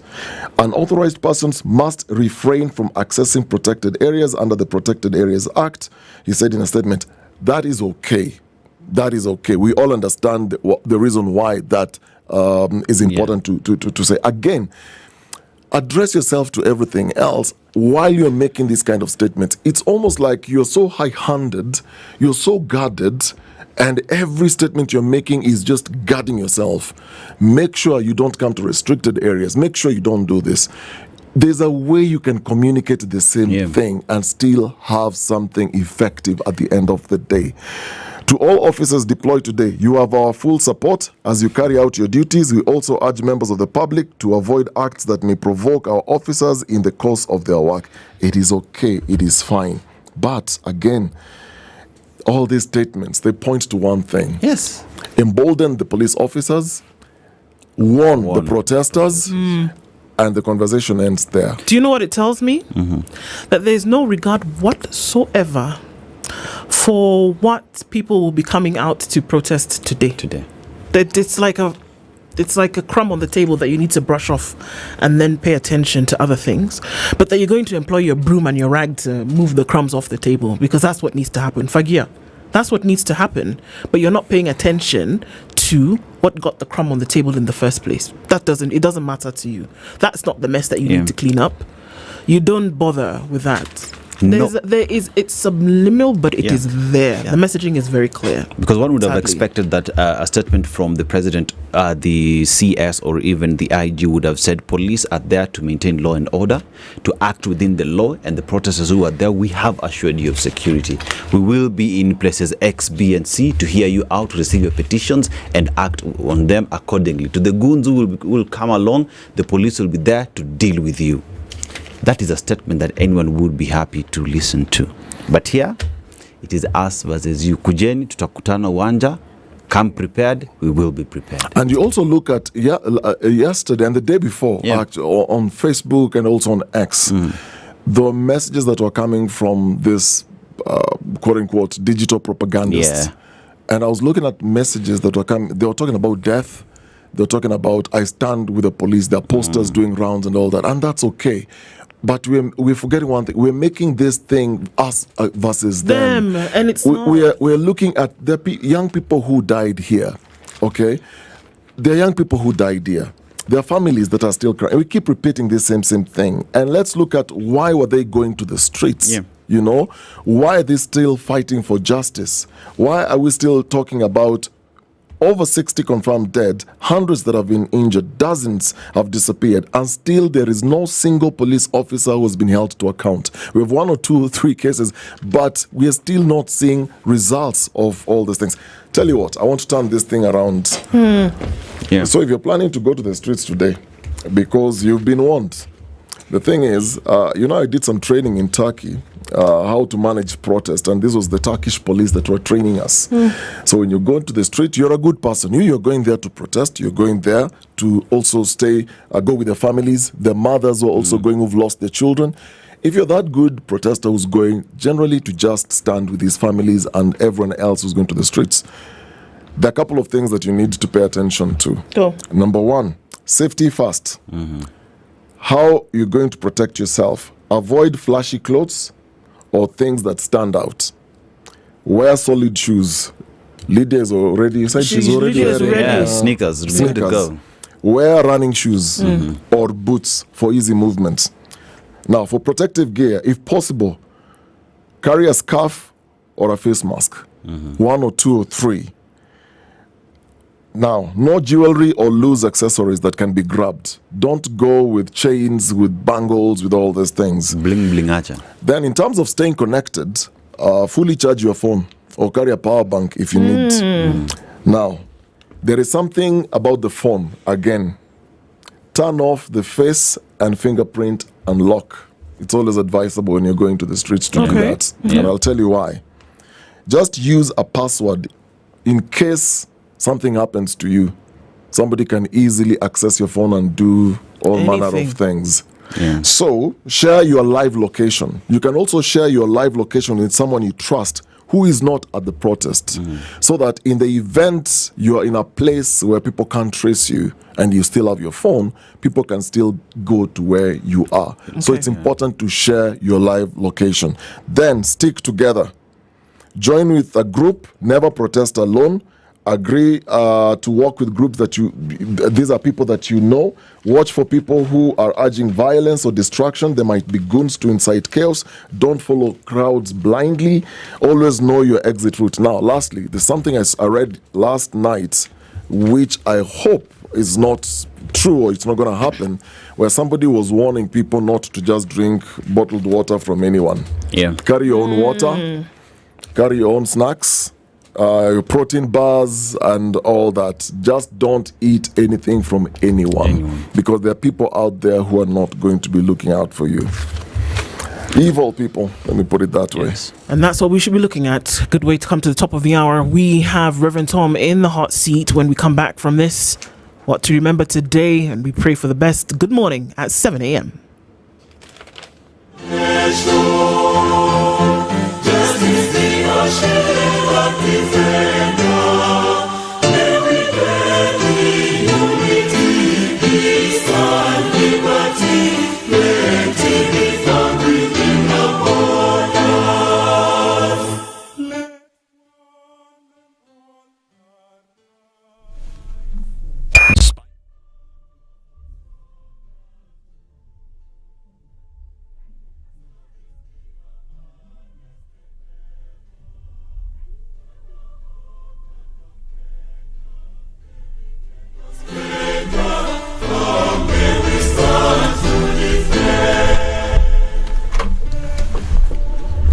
Good morning, this is the Newswire. I'm Edwin Lisamira. This time last year, Kenya was at a crossroads as Gen Z-led anti-finance bill protesters breached Parliament security and gained access into the chamber, forcing MPs to flee to safety. In the chaos, a police lorry went up in flames, property was vandalized and several protesters were killed as police fired live rounds to contain the situation.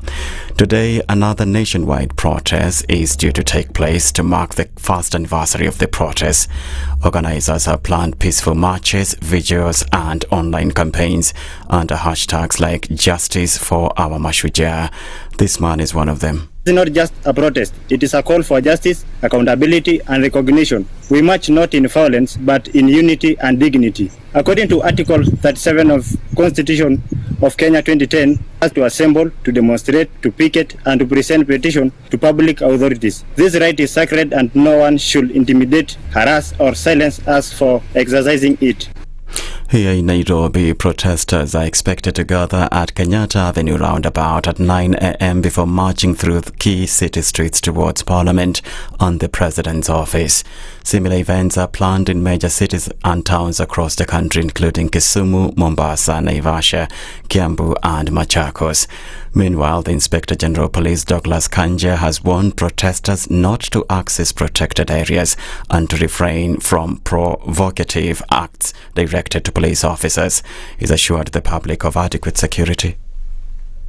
The National Police Service remains steadfast in its commitment to protecting lives and property across the country. We assure the public that we will continue pursuing and dismantling criminal networks to ensure the safety and security of all Kenyans.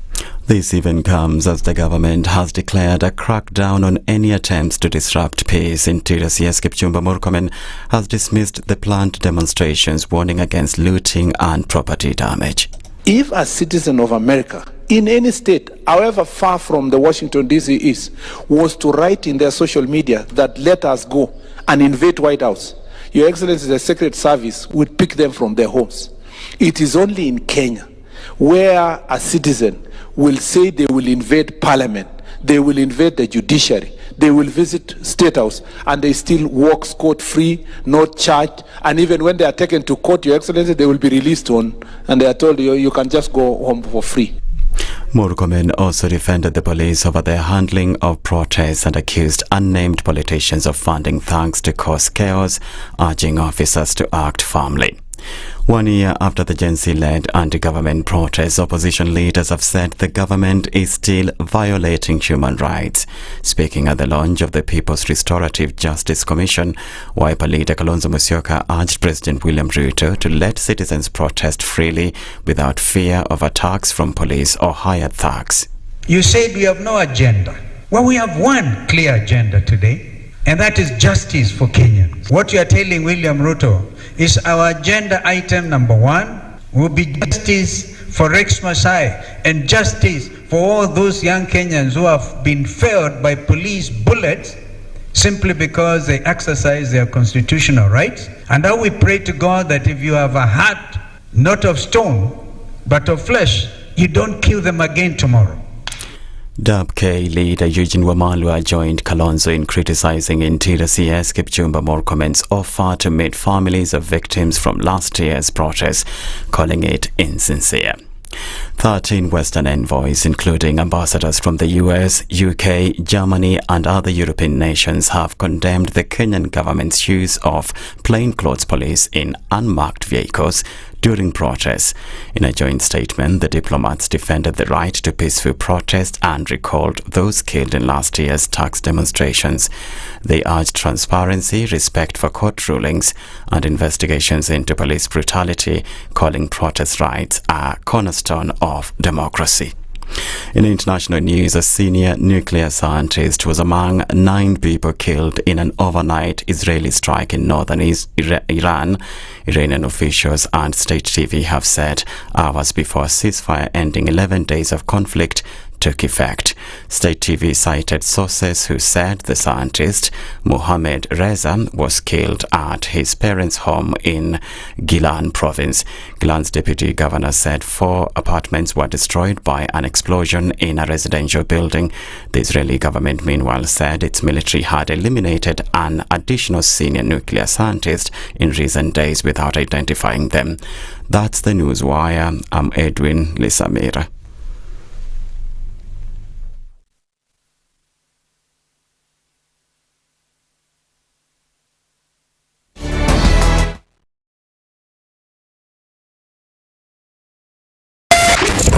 .9 Spice FM, Mombasa.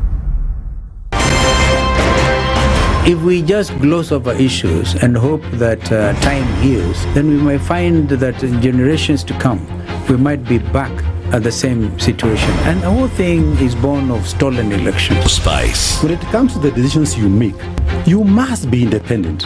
There's no way you can allow one institution to dictate to you how you're going to conduct your operations, how you're going to decide cases. It's a no. When you weaken the institution to the point where they cannot take action, then you realize that politicians have to come up and now start dealing with the issues. That conversation has to die. Our politicians do not like the hard stuff. We must insist on the path of doing things right, whether popular or unpopular. Money changes hands. That is a fact. If you have political goodwill at the highest top, like in Rwanda, then corruption will be an issue of the past. If you don't have political goodwill at the top, we will pass laws, we will amend laws, we will continue passing laws and re-amending laws, and nothing will happen. This is the Situation Room, the only way to start your day.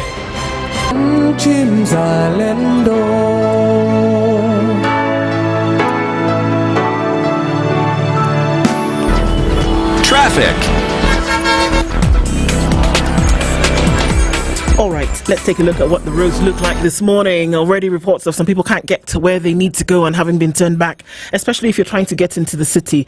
And if we're looking at some red dots already, that's coming in from parts of Westlands, trying to find its way around Gong Road. And if you're on Gong Road, trying to get to Valley Road, we're already seeing there's a lot of traffic there, and there's a hold up, and folks have to turn around to find another route to get into the CBD. It's going to be tough. Folks coming out of Westlands, Lavington, and trying to find their way onto Huru Highway, trying to get to Mombasa Road, you're going to have to use the expressway this morning, because getting into the city is going to be one hard task. There is absolutely no traffic on the Thika Superhighway this morning, at least not at this point. Coming in from Kiambu Road, there's a little bit of that as you're trying to get towards Muthaiga Square, and Langata Road, free as air. Also looking at free movement on the Mombasa Road, coming in from Lolongo out towards Syokimau and then through towards Cabanas at the interchange. Langata Road, like I said, looks good as it does on the Southern Bypass. We're going to keep an eye on all of this and talk about routes that you can use this morning. So keep in touch and let us know where you can or where you can't go, and we'll spread the word. SpiceFM KE on X, hashtag The Situation Room. Mature, intelligent talk every morning. Spice up yourself.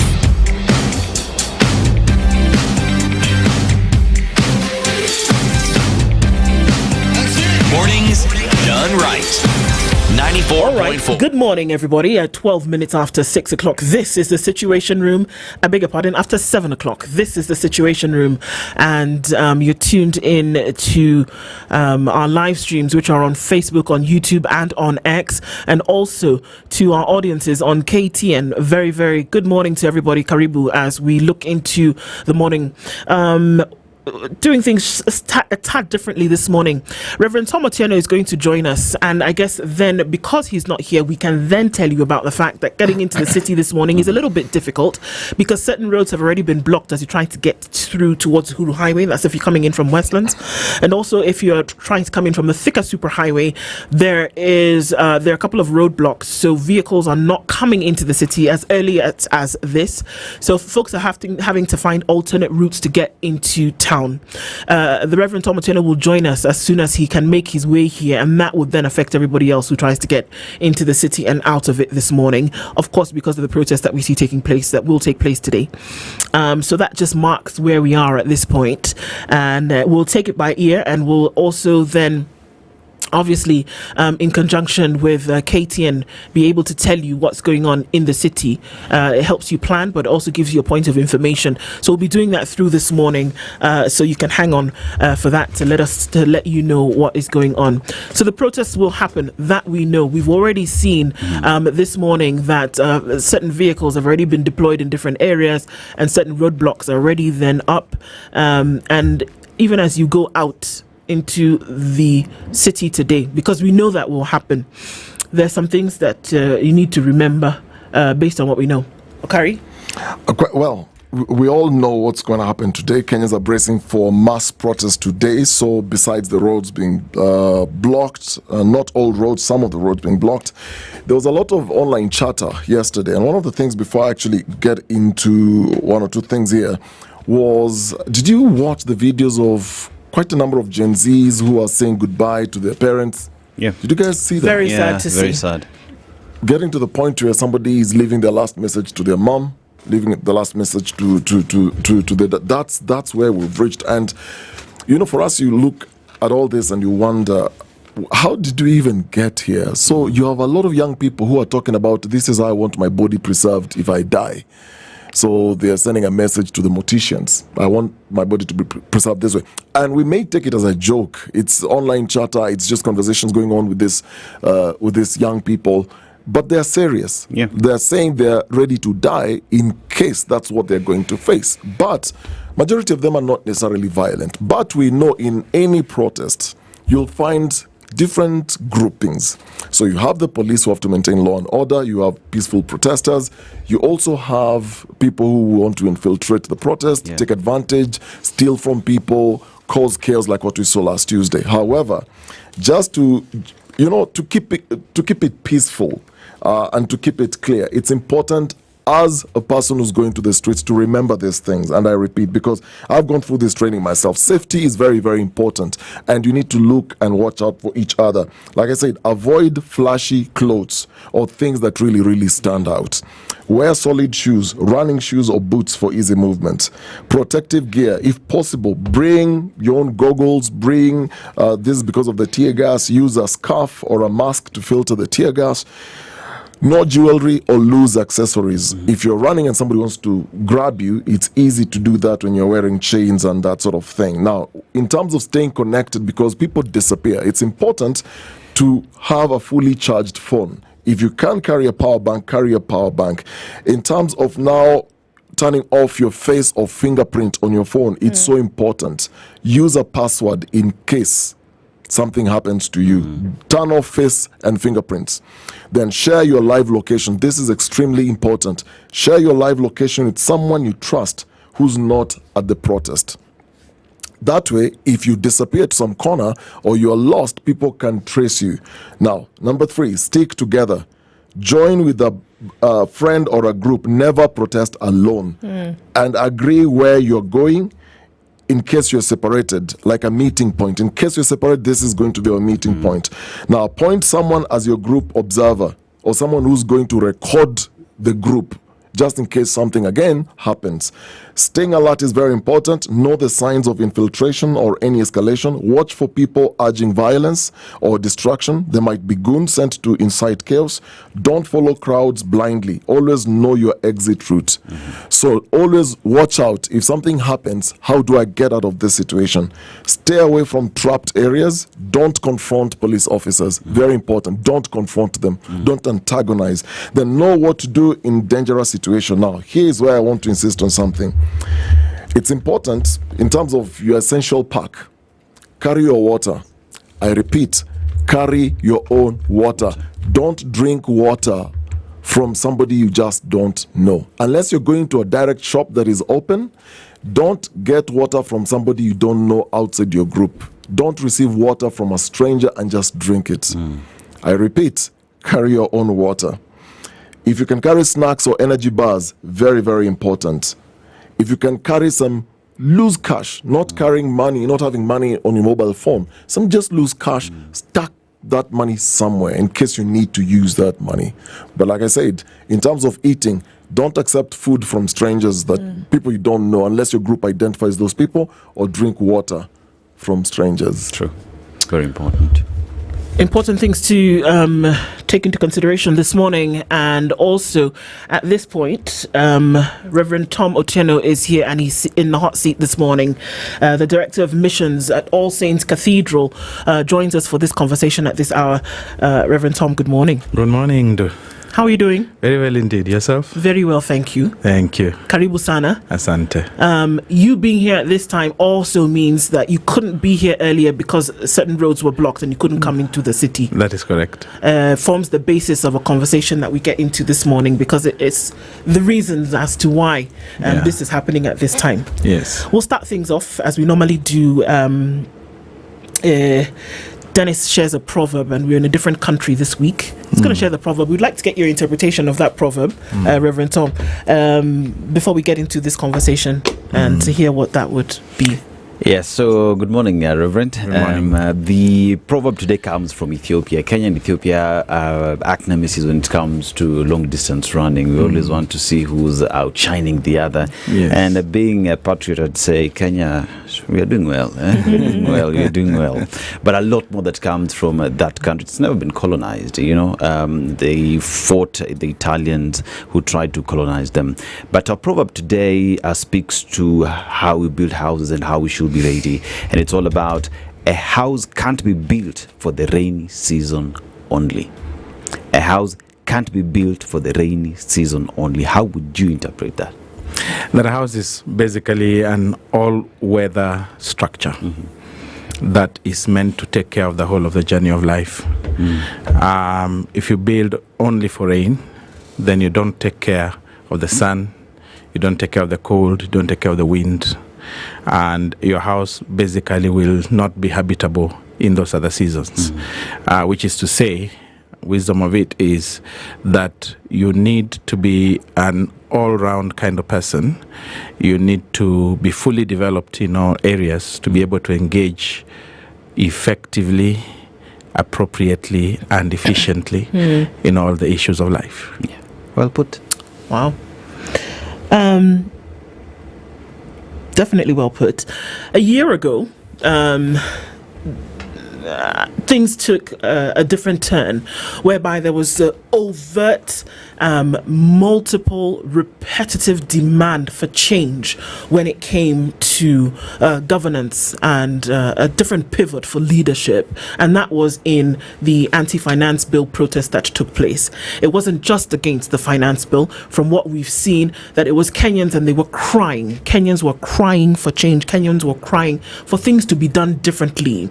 And it was a consolidation of messages that we heard from different places over time, but it seemed to all be in one place at one time.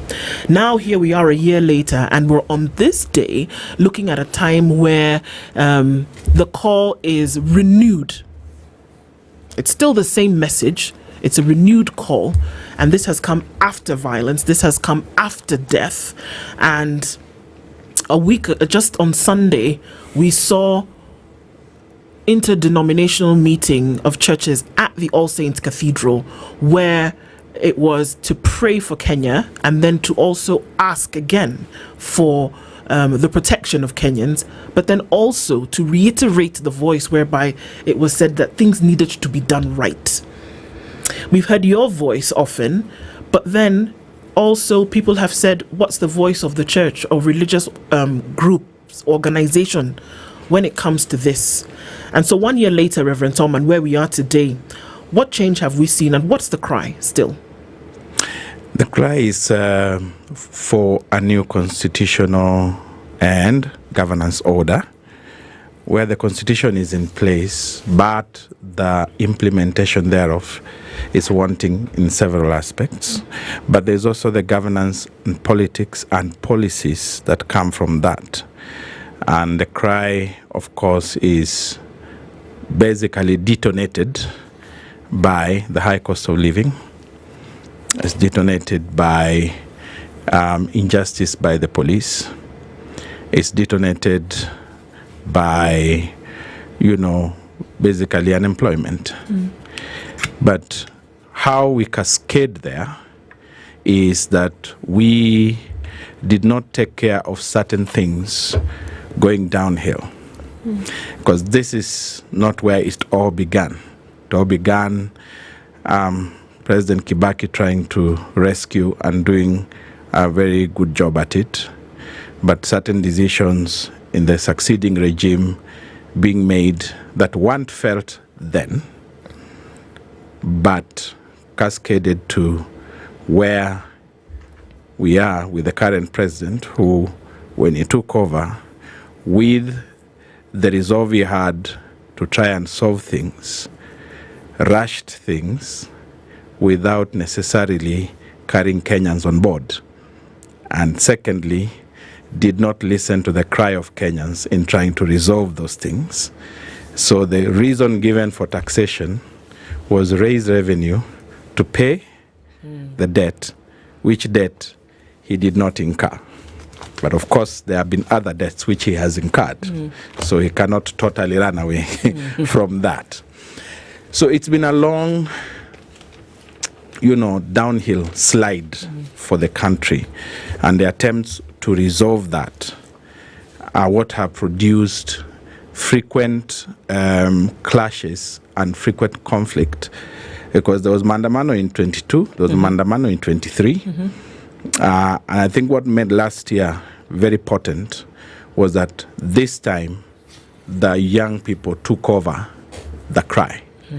Before then it was politicians, the opposition, basically Raila Odinga and company, who are pressing for electoral reforms and also Sufuria movement, which was basically the same cry. But the young people gave it renewed energy and renewed vigor. Our response as religious leaders was slow and muted initially, because I think we were taken aback by what happened and we sort of did not know how to respond. There were elements of response, but it was not coordinated. So the voice got muted and got buried in all those things. And the young people started asking, do these guys still exist? Anyway, where are they? And I remember some of us, like myself and a few of us who work with young people, were very vocal. But because we don't occupy pinnacle positions, you don't necessarily get given the platform to respond as a first responder on behalf of the church. So there were voices, all right, but they were muted. They were down there. So the coordinated response came after the hue and cry that says, where is the church? And so the top leadership of the church was stung and began to respond, albeit in very uncoordinated ways.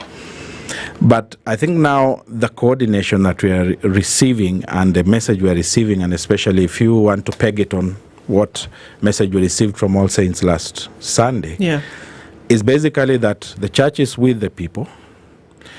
And even yesterday, the KCCB, the message that they gave, the church is with the people, the church sympathizes with the people, but the church also offers some cautions to both parties. And the cautions to both parties are, on the part of the police as key players in demonstrations, there must be restraint, and they must stick to the Constitution in managing the demonstrations. So no need for use of live bullets, no need for that. And the message to the demonstrators themselves is basically you must demonstrate according to the law. You cannot start, poking your fingers and at policemen's noses and throwing stones at them. So basically calling for responsibility on both sides. That command must take responsibility in terms of the police, but also demonstrators and their leaders must take responsibility and agree with the police on how to manage that space. Because what we want is an outcome where picketing is not turned into violence, which is what we have seen, the killings and what. Because they're only going to get worse if they keep happening. Reverend, you've mentioned the need for going back to constitutionalism and the respect and rule of law. Yeah. And you talk about what happened in 2024, and today we're talking about 60 that died during the protest. You talk about extra 20 that have died in police cells, police brutality that we continue to see. Combine that with the political undertones that you continue to hear, and it appears as though, like we were speaking in the morning, it is us versus them. No one, in terms of from the leadership side, is sitting down to listen to the hue and cry that is being sent out there that deserves to be heard and addressed. And as today we mark 1 year since June 25th, one asks the difficult question, just how sure are Kenyans today that they will get out there and they will see rule of law from both sides, that police will protect the citizens, that we will not see death? What guarantees and assurances are there? There are no guarantees, in my own view, and that may sound pessimistic, but as far as I'm concerned, there are no guarantees, because if both sides do not change their mentality of engagement, the rules are there. And I think in the best of my understanding, both sides are very familiar with the rules. They know what should happen in that space. However, the points of departure are when both sides taunt each other. And then people lose patience, and, stones are thrown, bullets are fired. That's what we really need to address. How can we manage this space without breaking it down? Okay? Do we always blame the police? Do we always blame the young people? Who takes responsibility? I think both do, because the environment is defined. The environment, the space of picketing is very clearly defined by the Constitution. So if there is a situation where people are peaceful, and there have been, and the police have antagonized the people, and there have been, the police take responsibility. If there's a situation where the police are peaceful, and the young people come at them, then the young people take responsibility. Okay? So I think there has to be a very clear change of culture in the way that demos are managed on both sides. Right now, the narrative has been against the police, and I agree that they have done wrong. What I haven't heard, even from the statements that were made, by the 12 ambassadors and by the KCCB and even by the church, what I haven't heard is what is the role of young people in the breakdown of that space. And so because justice cuts both ways, you have to have a situation where that is addressed from both sides. It is easy to listen to activists and take their side. It is very easy to ignore what the police say, because yes, there has been situations where police have taken us for granted and they have insulted our intelligence with their attempt to cover up. But are there legit situations? So we must go back to that. Where does it break down? Okay, and examine every situation in its own right and not do a blanket, So, for instance, what happened to Rex, I am glad there is an inquest going on. There should be more inquests to find out why did people get killed. Those who have disappeared, those are inquests. So treat every situation in its own right, because the space is defined. And the space is secured for everybody constitutionally. So why it breaks down cannot be a blanket opinion. But Reverend Tom, the history of this country, when we talk about inquests, yes, is we know how prolonged they can stretch. Yeah. And also a culture of, being very forgetful. Yeah. Don't you think we should actually have prosecutions more than inquests? Because when MP Were was murdered, it didn't take 1 week, meaning 7 days. Within a space of 4 days, CCTV cameras were availed. We were given a blow-by-blow account, minute by minute, of what happened. The suspects were apprehended on the 4th day.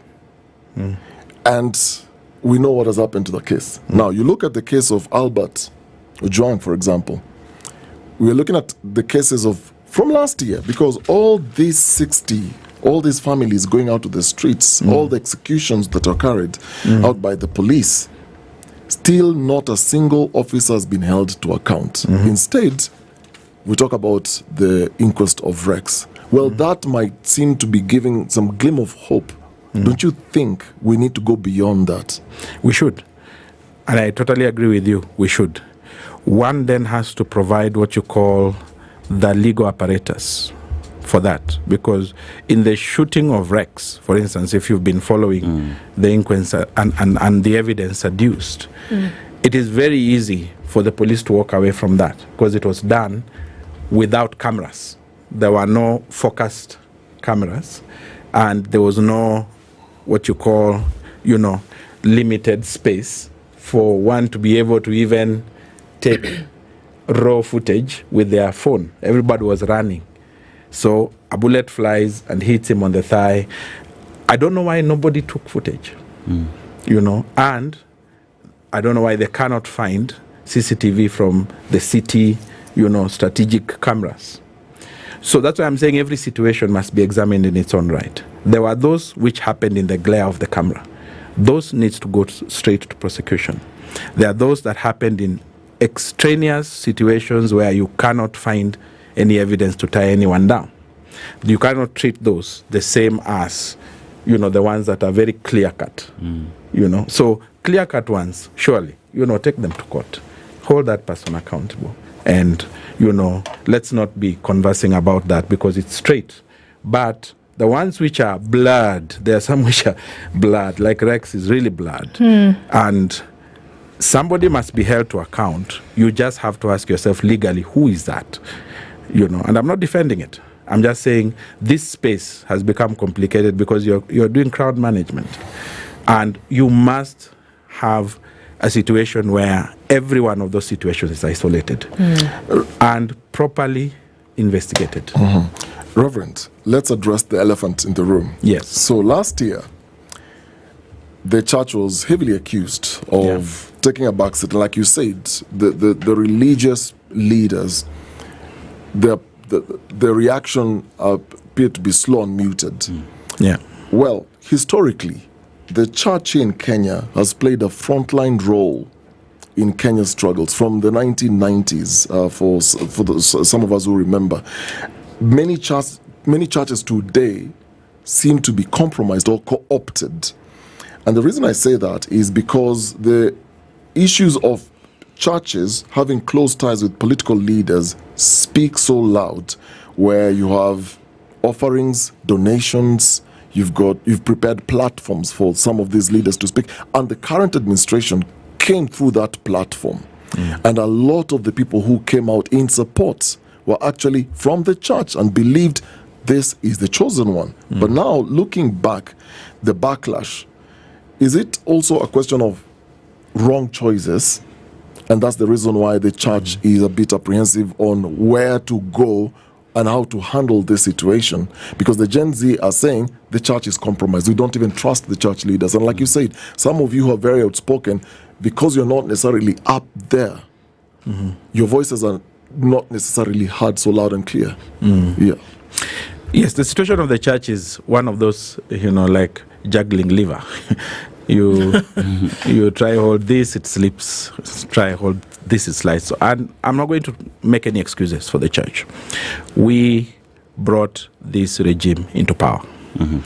I think that needs to be said, and unapologetically so.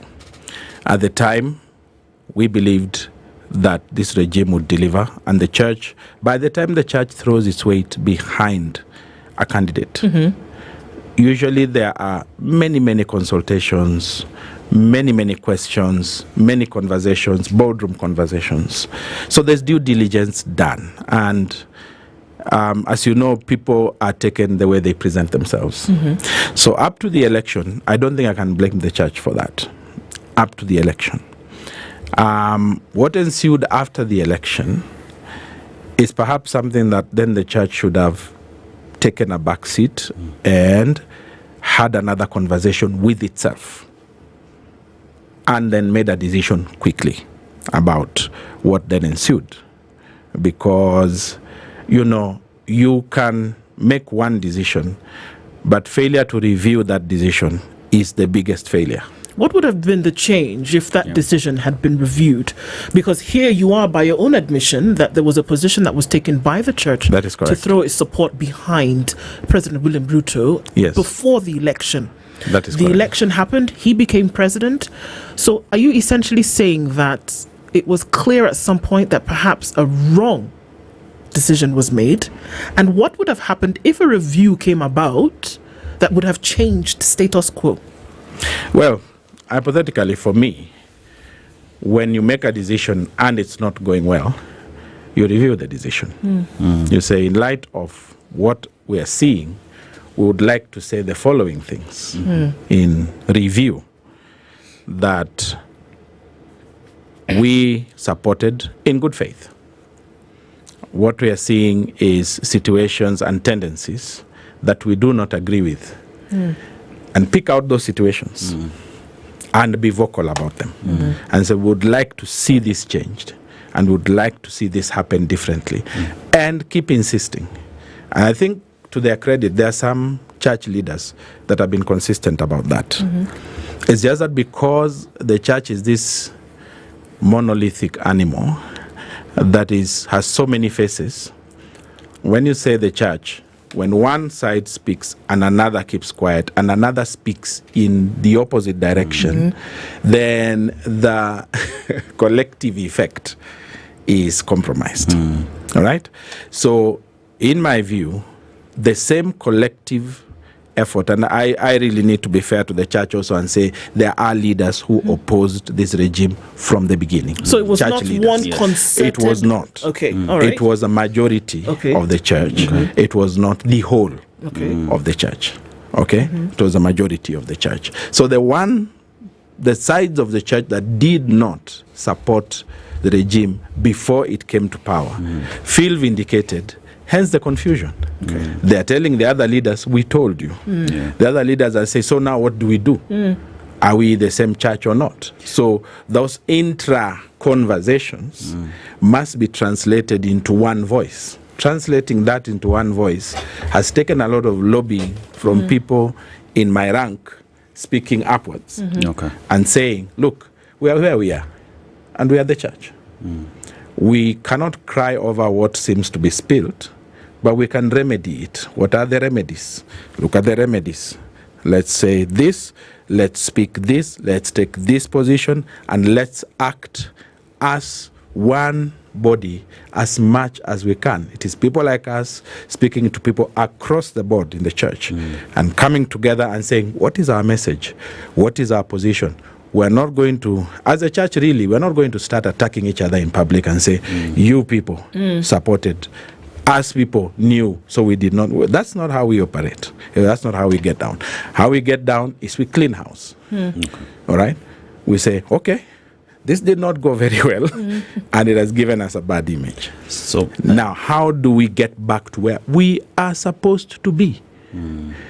As a church, and not just politically, because the church is an organization that covers every facet of life. But because what conversations we are having now are political, we must have a very, very clear message that is one.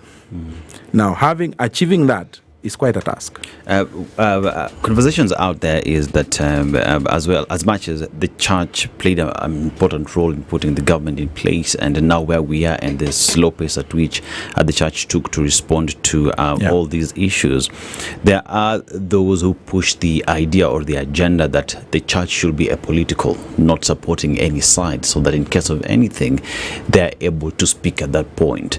And also the fact that now we are here. Are there meetings with government or any conversations happening with government because we are part of this government to put in place? Are there any conversations to remedy and change things?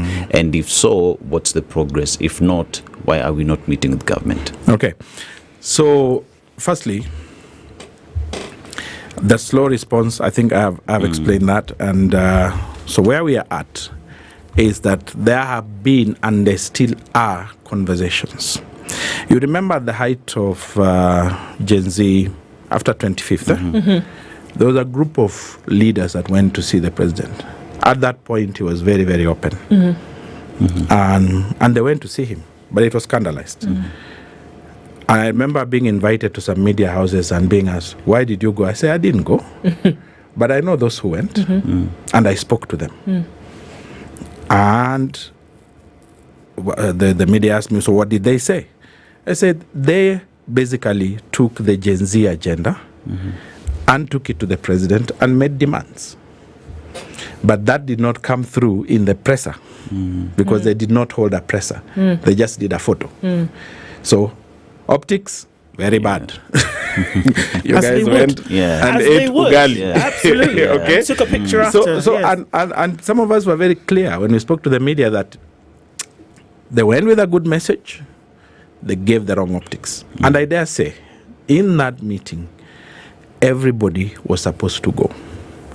Everybody, meaning the leaders of the church from across the divide, were invited to that meeting. There are those from NCCK who did not go because of the optics.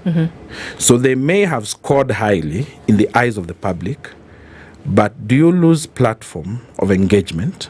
Was there a way that meeting should have been done better? Where you take, because that's really what you want. You want a situation where you have an open door with state. Sure. Okay? But you're not going with the agenda of state. You're going with the agenda of the people, because the church is with the people every day. You're going with the agenda of the people and saying, this is the agenda of the people. We insist that after this meeting, we each give a statement. You, head of state, give a statement. We, the church, will give a statement about what we have told you and what we want to hold you to account about. So my opinion, and it still remains my opinion, is that those meetings should be had and they should be held in public, and there should be accountability about what was said and what was agreed upon, so that the next time there's a cumulative effect. They say, last time we met on X date and we issued a statement, and we have a copy of it here, we had the following points of engagement and the following agreements. State was supposed to do A, B, C, D, E.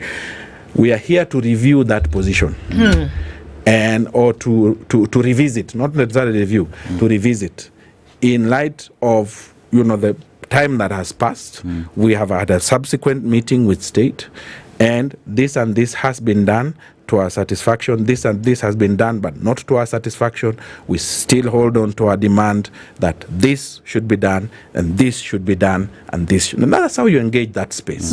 But you cannot engage that space by going there, saying the right things, and then come out and take a photo and be quiet. And keeping quiet.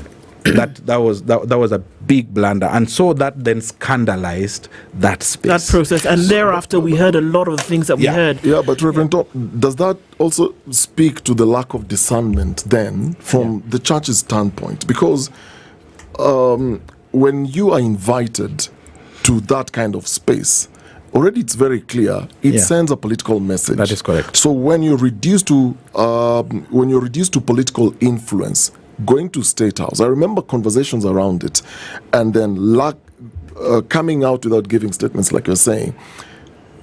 The agenda that was discussed, like you rightly put, the agreements, were there even timelines? Why didn't they speak? And was it maybe deliberate, or was it lack of oversight? I think for me, it was lack of vision, lack of sight, foresight. It was lack of foresight. Because you're in a politically volatile context and time, and you know really at that point, speaking to the people and saying the right thing to the people is everything. And then you don't speak. Then you shoot yourself in the foot. So it was lack of foresight, and as you rightly said it was lack of discernment. We did not discern the moment for what it deserved. You know, you didn't even have to make that statement in State House. Come out of State House, call a presser the next day and say, you may have seen that we went. Yes, we went.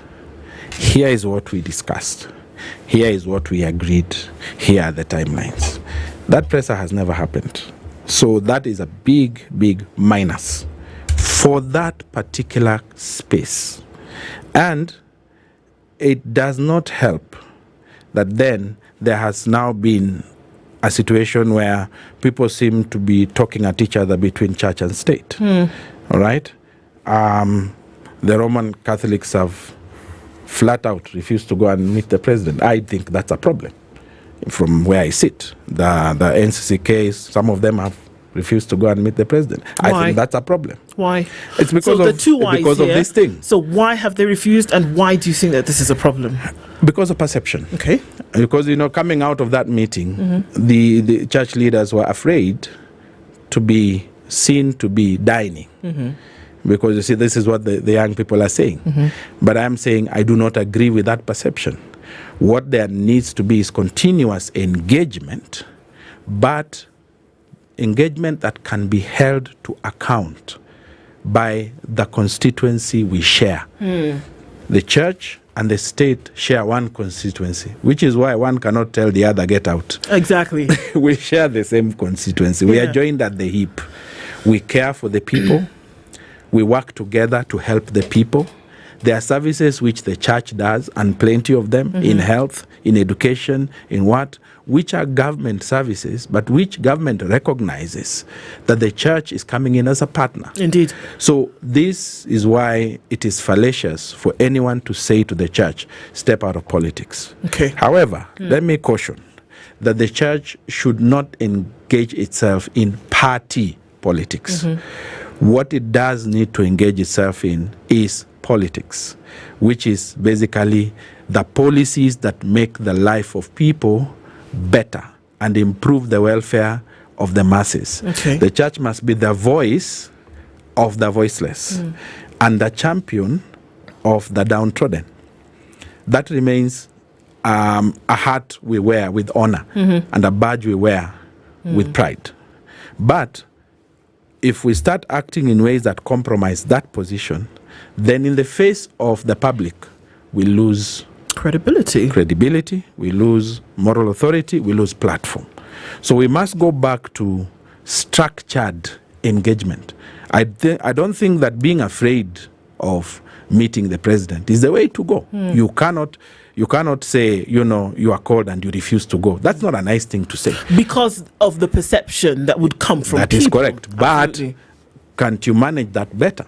You say, nothing stops you from going and saying, I went. This is what we discussed. This is what we agreed. This is my statement. So you basically told the public, I am acting as the church to help state, but also to help the people and improve our collective space. So you cannot refuse to go, but you also cannot go there and be quiet. So if you graduate this conversation, I mean, we are no strangers to Jerusalem, and anybody who would be in this country for the last 1 year or so would recognize and acknowledge that indeed there are problems, which again, you've said, there are things that are not going right. It's clear. And one would assume that it's clear also to the president and his administration, and he says this on very many occasions, that they're doing everything they can to make things better and talks about progress made. However, there must be an acknowledgement of these issues. And so when these meetings are called, or when there is an invitation for discourse or dialogue with different parties, there must be a willingness to change certain things. There must be a fundamental willingness to even acknowledge that there is a problem. And if that doesn't happen, then all of these engagements, in my opinion, are exercises in futility. Because if you don't acknowledge that there is an issue and say, we see that different parties, that we can associate with different parties and engage with the different parties to make things better, there is no point in meeting. So one would ask then, is there a willingness, number one, to acknowledge that there are issues? Number two, to start to work on those issues with the different parties and say, let's see how we can fix this. Because what we see, protests on the 25th of June, protests again today, engagement over and over like this, just continues to exacerbate the situation. But if we don't deal with the issue, we're taking Panadol for a headache for which we need brain surgery. Yeah. And the only way to bring meaningful change, meaningful, sustainable change, is through constant and consistent, meaningful dialogue between stakeholders. The church is a stakeholder. The young people are a stakeholder. I pride myself as being a pastor to Gen Zs. I spend a lot of time in high schools. In fact, 90% of my ministry time is spent in high schools. And I say to Gen Zs, for you to engage, you can't just be running the streets. Get yourselves leadership. Let your leadership be tested. One of the ways that the leadership will be tested is some will be bought. Let them go. Evolve leaders who cannot be bought and who will stand with your cause. But you must have leadership, because without leadership you can't engage. You cannot just be running battles in the trenches. Even those who fought for independence had two wings.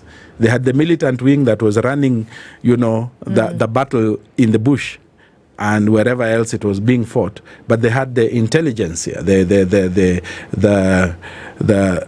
people that were talking in the boardroom and saying, this is the face of what you see out there. This is our message, right? I ask, what is the message of the Gen Zs? I ask them, what is their message? What do they want? I know it's unemployment, I know, but who is going to front that? If all that is happening is street work, and that's important, street work must happen, but they must create leadership that can come to the table and say, this is what we want. This is what we are saying in these protests. Boardroom engagement. And you cannot eschew boardroom engagement because you are afraid of being targeted or you are afraid of being compromised. So you agree that governance happens in the boardroom, but revolution happens in the streets? In both. In both. Actually, in both. Effective change comes from both engagements, not one. One just tires you. At the end of the day, you just get tired when you run the streets only. But you must have both, those that engage for you and speak for you and carry your cause and are married to your cause and cannot be compromised. Those end up being your leaders. But in the initial stages, you must be prepared that you'll have leadership casualties. Like they already have a few leadership casualties. And that's important. It's an important part of processing your leaders. So they must put out leaders and they must agree that these are our leaders. And then let state do what it does with those leaders. State will spy on them. State will prosecute them, persecute them, tempt them with money. They must be tested. They cannot, for crying out loud, Gen Zs cannot give us untested leaders. No. That's not right. That's not how the world goes. Leaders must go through a period of testing. Reverend Tom, I think I'll disagree with you on one point here. When you talk about coming to the table, appointing leaders to come to the table, there's an element of having leadership that I agree with. But in terms of getting leaders to the table to speak to this administration on the issues that concern them, are we then saying, because when you look at the demonstrations from last year, what at a glance, looking at the demands from the finance bill, issues of taxation, issues of youth unemployment, addressing injustice issues. Now, a year later, we're still having the conversations of let's have this conversation about extrajudicial killings. Let's talk about abductions. All the core issues that affect the youth, they are known by the administration. The administration doesn't need to have these young people on the streets to know, okay, what are they saying? What is the pulse of the nation? Let's get some of their leaders. We sit and we discuss these issues. They already know what the issues are. They don't need to have meetings to discuss the same issues. And this is one of the things that the young people are angry about, because when they go to the streets, they are speaking in one voice. They're saying these are the issues we are protesting about. The administration knows. Why is it then necessary to have an administration that has a leadership, that has cabinet secretaries, that has PSs, that sits down to draw up a budget, that sits down to look at what are the key issues of each ministry, but yet you still need these young people to sit with you and tell you these are the problems we have? Are we then not, lying to ourselves? Well, from my little study about change and revolution and resistance and struggles, because this is a resistance, and it's a legitimate resistance. None has been productive if there was no legitimate representation that articulated what it is that the masses were saying. So you look at it all through. Leaders have been birthed out of these revolutions, but the revolution must have a face.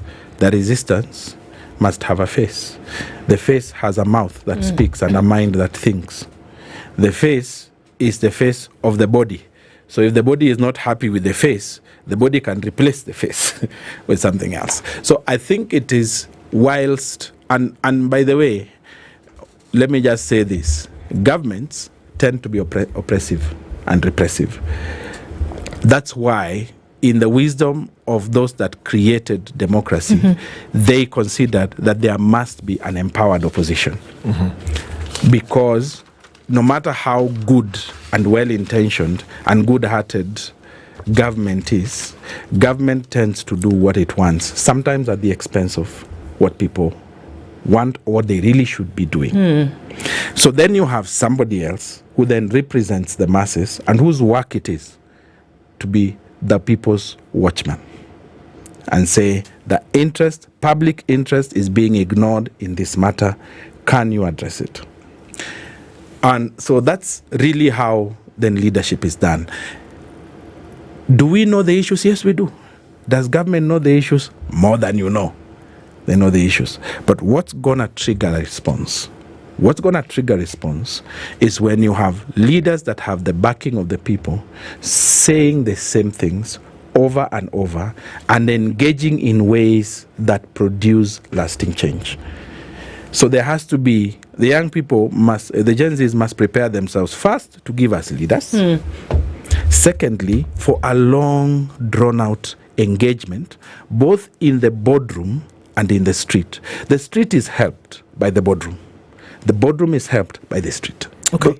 But you cannot have you cannot have one and not have the other. The other. Because to your credit, the issues are known. To your credit. And I agree with you. To your credit, government should do the right thing. And they don't need to be reminded. They don't even need a lecture. But let me tell you, for that thing to be done, you must lecture. As a leader, you must sit down with that leader and say, I need this done because you said, and because it's in the Constitution, and because that's the reason we're in the street. So now, who does government engage? That's a good question. And I'm going to ask you to stay on a little bit longer, Reverend Tom, because you can't go back anyway, because the roads are blocked. In jest, of course, but let's take a break and look at the news. We're going to be joined later by Wanjiru Gikonyo. Okay. She's going to be virtual because she can't get here either because the roads are blocked. So we'll have a virtual conversation with her, and I think we're getting to a place whereby we start to open up this conversation. So let's do it for about half hour or so when we come back from the news. That's okay with me. Thank you. Fantastic. It's 8:02. This is The Situation Room. It's Kenya's biggest conversation. We continue after this.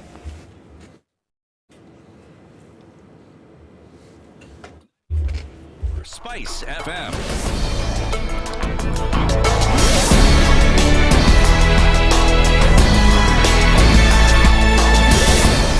Good morning, this is the Newswire. I'm Edwin Lisamira.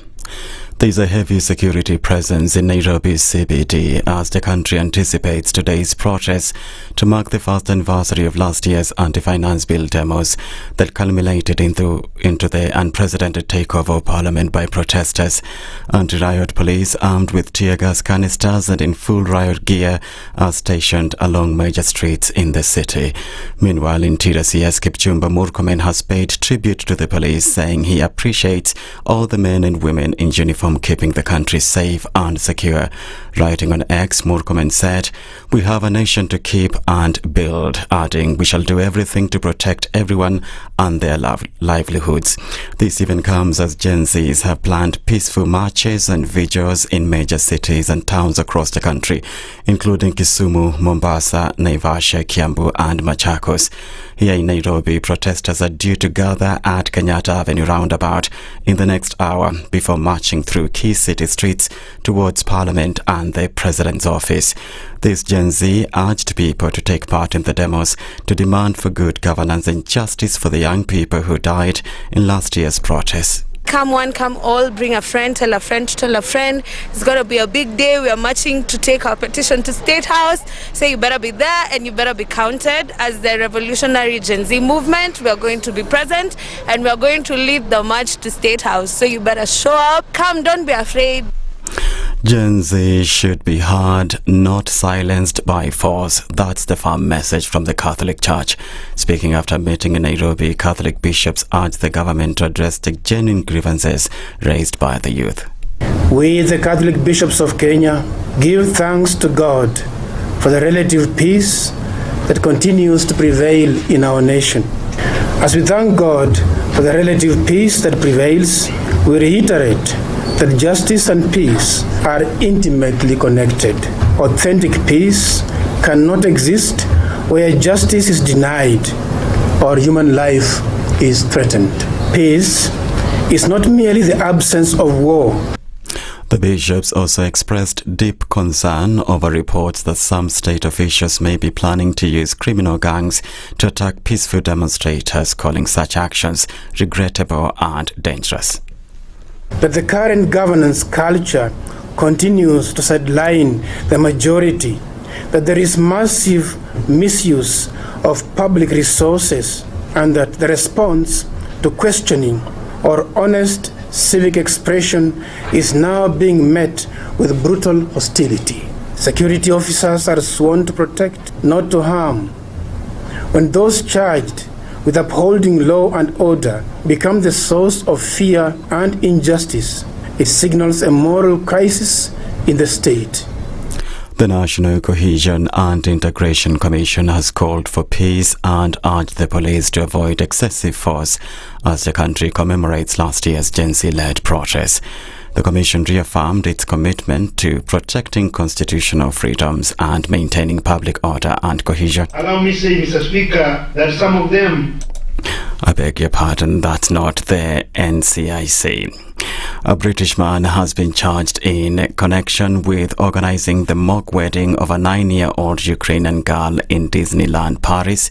French prosecutors said the 39-year-old man was a convicted sexual offender who's wanted in the UK.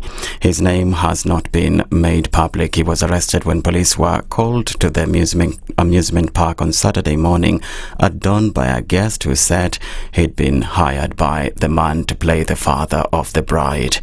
The man said he'd been paid 12,000 euros to play the role and that he only realized at the last minute that the bride was a child. That's the Newswire. I'm Edwin Lisamira.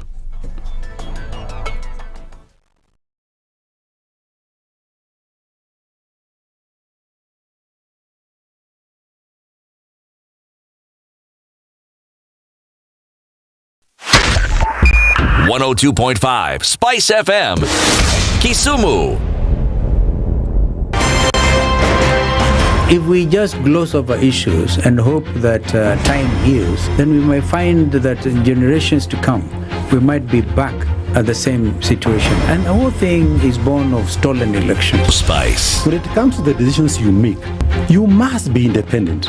There's no way you can allow one institution to dictate to you how you're going to conduct your operations, how you're going to decide cases. It's a no. When you weaken the institution to the point where they cannot take action, then you realize that politicians have to come up and now start dealing with the issues. That conversation has to die. Our politicians do not like the hard stuff. We must insist on the path of doing things right, whether popular or unpopular. Money changes hands.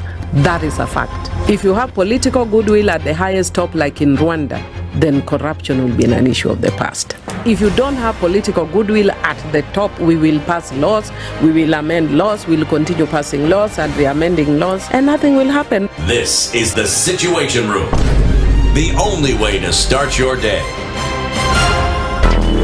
Traffic. All right, a quick check to what's happening in the city this morning, and actually we don't have too much in terms of traffic. In most cases, not at all. There is some traffic that is coming off of right around Valley Road, and spots of traffic are finding their way towards Dennis Pritt, and it would be the long line of people who are hoping to get into the city and are not able to do so, having to turn back. Gong Road has a little bit of traffic as you're touching on that roundabout that then goes towards Valley Road. So if you're on Valley Road, it means that you're trying to find a route to get out and try to get back into the city, but it seems like nobody's doing that this morning. You're not going to be able to. Kiambu Road also has a little bit of traffic as you approach Mathaiga Square, but from all what we can see right now, that's going to dissipate in a while. Mombasa Road has very little, if any at all, and we're also seeing a little bit of that forming right around Langata Road, heading then towards Aerodrome, trying to find its way also towards Uhuru Highway. So no traffic at all in the city this morning, and it looks like we won't see much of that, at least not for now. Tell us where you might be stuck this morning trying to get into the city. Let's look for alternate routes. We'll talk on SpiceFM KE on X, hashtag the Situation Room.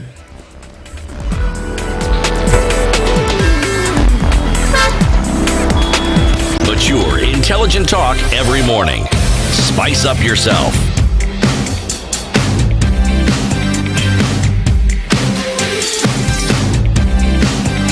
Mornings done right.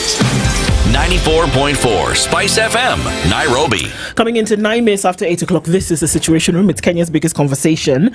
And we continue our conversation this morning, of course, looking into what's happening around the memorial and protests that will slotted to take place today. And then if you just have a chance to see what we've been told, Reverend Tom Otieno is here, who's the Director of Missions at the All Saints Cathedral, obviously trying to get here early in the morning, and the city has been barricaded, right? Getting into the city, at least coming in from the Lavington side and trying to then get towards Valley Road and then out towards Bagathi. That didn't happen because it's been barricaded, right? It's been blocked. We've seen the meter-high wire fence around the entrances that would approach Parliament in any way. So it looks as though that was done overnight. And from what we are hearing so far, if you're trying to get into the city from Mombasa Road, if you're trying to get into the city from Valley Road, if you're trying to get into the city coming in from the Thika Superhighway, that is not going to happen at this point. So it's not just barricades, but it's security personnel at the same time that are turning folks away from the city, so you're not going to be able to get in at this point. So movement into the city via vehicle is not happening, and from what we see getting into the later part of this morning, even by foot traffic is not going to happen either. So that's what we're faced with. This is what we see on a day when a memorial for those who lost their lives in last year's protest is to take place for now. It's still in present continuous, is to take place, and security personnel, police and others are on the roads dissuading people from getting into the city. And this is where we are.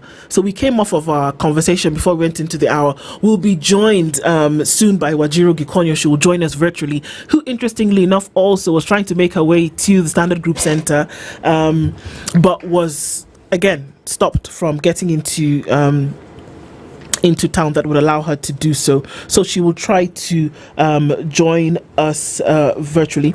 So right now, before we continue this conversation, we're just going to have a conversation quickly with one of our reporters, our KTN reporters who's on the ground. Noah Kemboy is in the CBD. We'll hear from him so he can let us know exactly what is happening. And so we'll hear some words from him. Over to you, Lydiah. That was not his portion. In fact, he said that it was his political opponents. Today, expectations of Kenyans is a peaceful protest protected by the law enforcement officers, and bad players talk about goons are not expected to be part of this. It is Kenyans expressing themselves. So that is the prayer this morning, Aseto. Very cold. Very warm, depending on where you are in the country. But we are on Parliament Road, well guarded. This is one of the protected areas, according to the Inspector General of Police. He said that our Kenyans should be very careful not to trespass protected areas. And that's why we are seeing this reinforcement at Parliament Road, making sure that it is well barricaded and protected by the law enforcement officers. But I've walked through town. Businesses are closed. Okay, people are taking care just to make sure that there's no property destruction. I've seen many people have also posted their guards. So we have guards with rungus just to make sure that the buildings are well taken care of. But it's still early. It is almost 8:15. There's a lot of development to come. But at this particular moment, I'd like to pass over to my colleague, Grace Korea. Grace, what's happening? Where are you in this city? Good morning to you and our dear viewers. My name actually is Grace Nganga. We're coming to you live from the heart of the city, that is Nairobi CBD. And it is quite a dead city, as Noah said earlier. All shops are closed. Minimal of them are opened, but most of them are actually closed. Security is heightened, as of course this is a historic moment in Kenya as we are commemorating the lives that were lost a day like this last year during the Anti-Finance Bill 2024. That is, reports from human rights groups say that over 60 people actually lost their lives. So it is quite an important day here in Kenya as those lives are commemorated. There, as you can see, live pictures. Most of the shops, as I said earlier, are closed. It's a dead city. Nothing much is really happening. I think Kenyans are just taking precautions coming from what happened last week during the protest, where some properties were destroyed and theft was in the city. So perhaps maybe most of them are just afraid of opening their businesses today. But if my cameraman can also pan to the Kenya National Archives, what you can see there is there are certain groups that are regrouping there.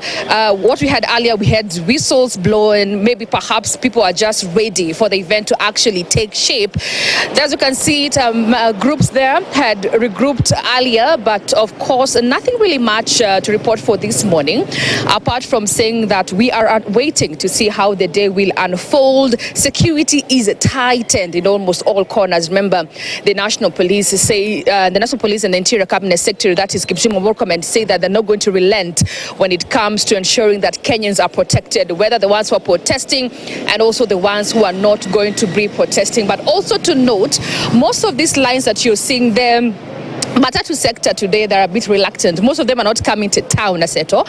What we are noticing is that there are lines of people trying to commute from one place to another, but there are no vehicles available. Like I said earlier, perhaps precautions. Kenyans are taking precautions, just afraid of what really may transpire there today. But of course, from what we've heard from Gen Z throughout the week, they're saying that their protests are going to be peaceful. They're going to be having peaceful protests. But that is just something that we are going to be looking keen into. A dead city here, nothing really much, but of course we are moving from place to place to see how this day unfolds. As I said, it's a historic day as Kenyans commemorate the lives that were lost last year during the anti-government, anti-finance bill protest.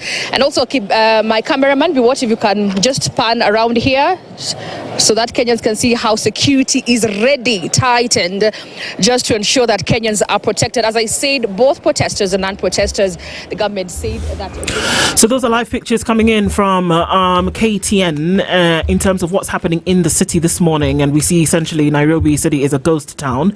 The folks who are trying to go from place to place, but there's heavy police presence, heavy security personnel presence there, dissuading people from getting into the CBD. We've seen the high barricades around Parliament area, and then also getting into the CBD is difficult this morning. We'll continue conversations as we give you updates about what's going on in the city this morning, but for now it looks like getting into Nairobi is going to be one tough feat to do, and we continue conversations here in the Situation Room with Reverend Tom Otieno, who's here, and then we're also being joined online by Wajiro Gikonyo as our guest is our Wajiro. Good morning.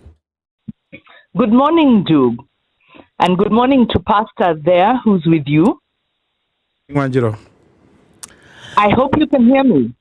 Yes, we can hear you. Thank you so much for joining us this morning. And I mean, it's unfortunate that you couldn't get here, but we understand the situation and that, you know, folks getting into the city this morning is going to be a tad difficult. It is. I had really wanted to be there with you, but thank you for setting up this option. I was stuck in traffic for almost 40 minutes and realized that, yes, this might be the better option.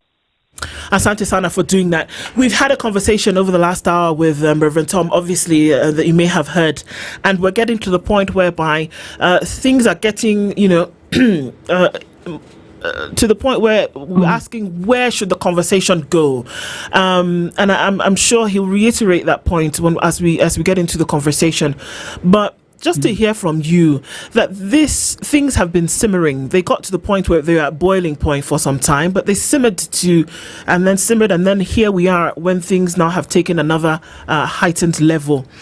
And although folks will be memorialized, we are also looking to say, where do we go from here? It cannot always just be friction. And that there needs to be a combination of both. So we'll hear from you first, Wajiro. What needs to happen at this point to get us to the place whereby conversations then become action? Right. And yeah, thanks for that. And indeed, things have been simmering, and, you know, not just in the last 2 years, but over a long period of time, because definitely what we are seeing now is, you know, the predicted youth time bomb. This was predicted and spoken about in policy circles. Government has generated policy papers on it. It has come to pass. And it's not just in Kenya. It's just that, and you know, I think again in the previous hour, you are talking about the large number of, you know, similar situations that have taken place in other parts of the world. In Kenya, of course, what we've seen different responses to these youth protests that have, over the last decade, really have been a hallmark of what you call democratic contestation. But of course, in Kenya, we've seen the posture that the state has taken has been one of using extreme and brutal force to demobilize the protest. And like you say, what are the issues that are driving this discontent, and then what should be done? And in my view, I think it's important to understand what those issues are, part of which is a majority of youth. You know, Kenya's employed population or labor force is 85% informal.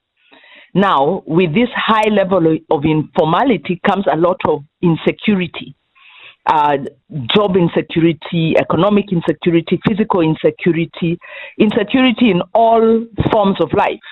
Therefore, we say that we have a good education. We are trying to get as many young people through the education system as possible, only for them to come out and be in the informal sector. Working in the informal sector means that they have to then face, depending on where you're set up, you're then engaging adversely with government. If it's the inspectorate of the council, they are on your case, harassing you. If it's government with this ad hoc taxation kind of things, you're then being touched. The little income you're earning is then being grabbed through various other means, as the government isn't really bothered with formalization as much as extracting the taxation, because formalization has certain privileges where you have access to credit facilities, you have access to opportunities. So there's a major disconnect when it comes to the youth that is based on structural reforms. And these are some of the things that Kenya Kwanza had actually talked about sorting out, dealing with structural issues, which are big issues, including land access, including the whole economic system, majorly also governance and corruption. Now, we know these things. We have talked about them over and over again. Maybe it's just the language that we change. What needs to be done? The youth protest is a major opportunity for us because the youth have decided to lend their voice into the political discourse. Many young people didn't vote in the previous elections. In fact, they were dismissed as being apathetic and not being serious. They have shown us they are very serious.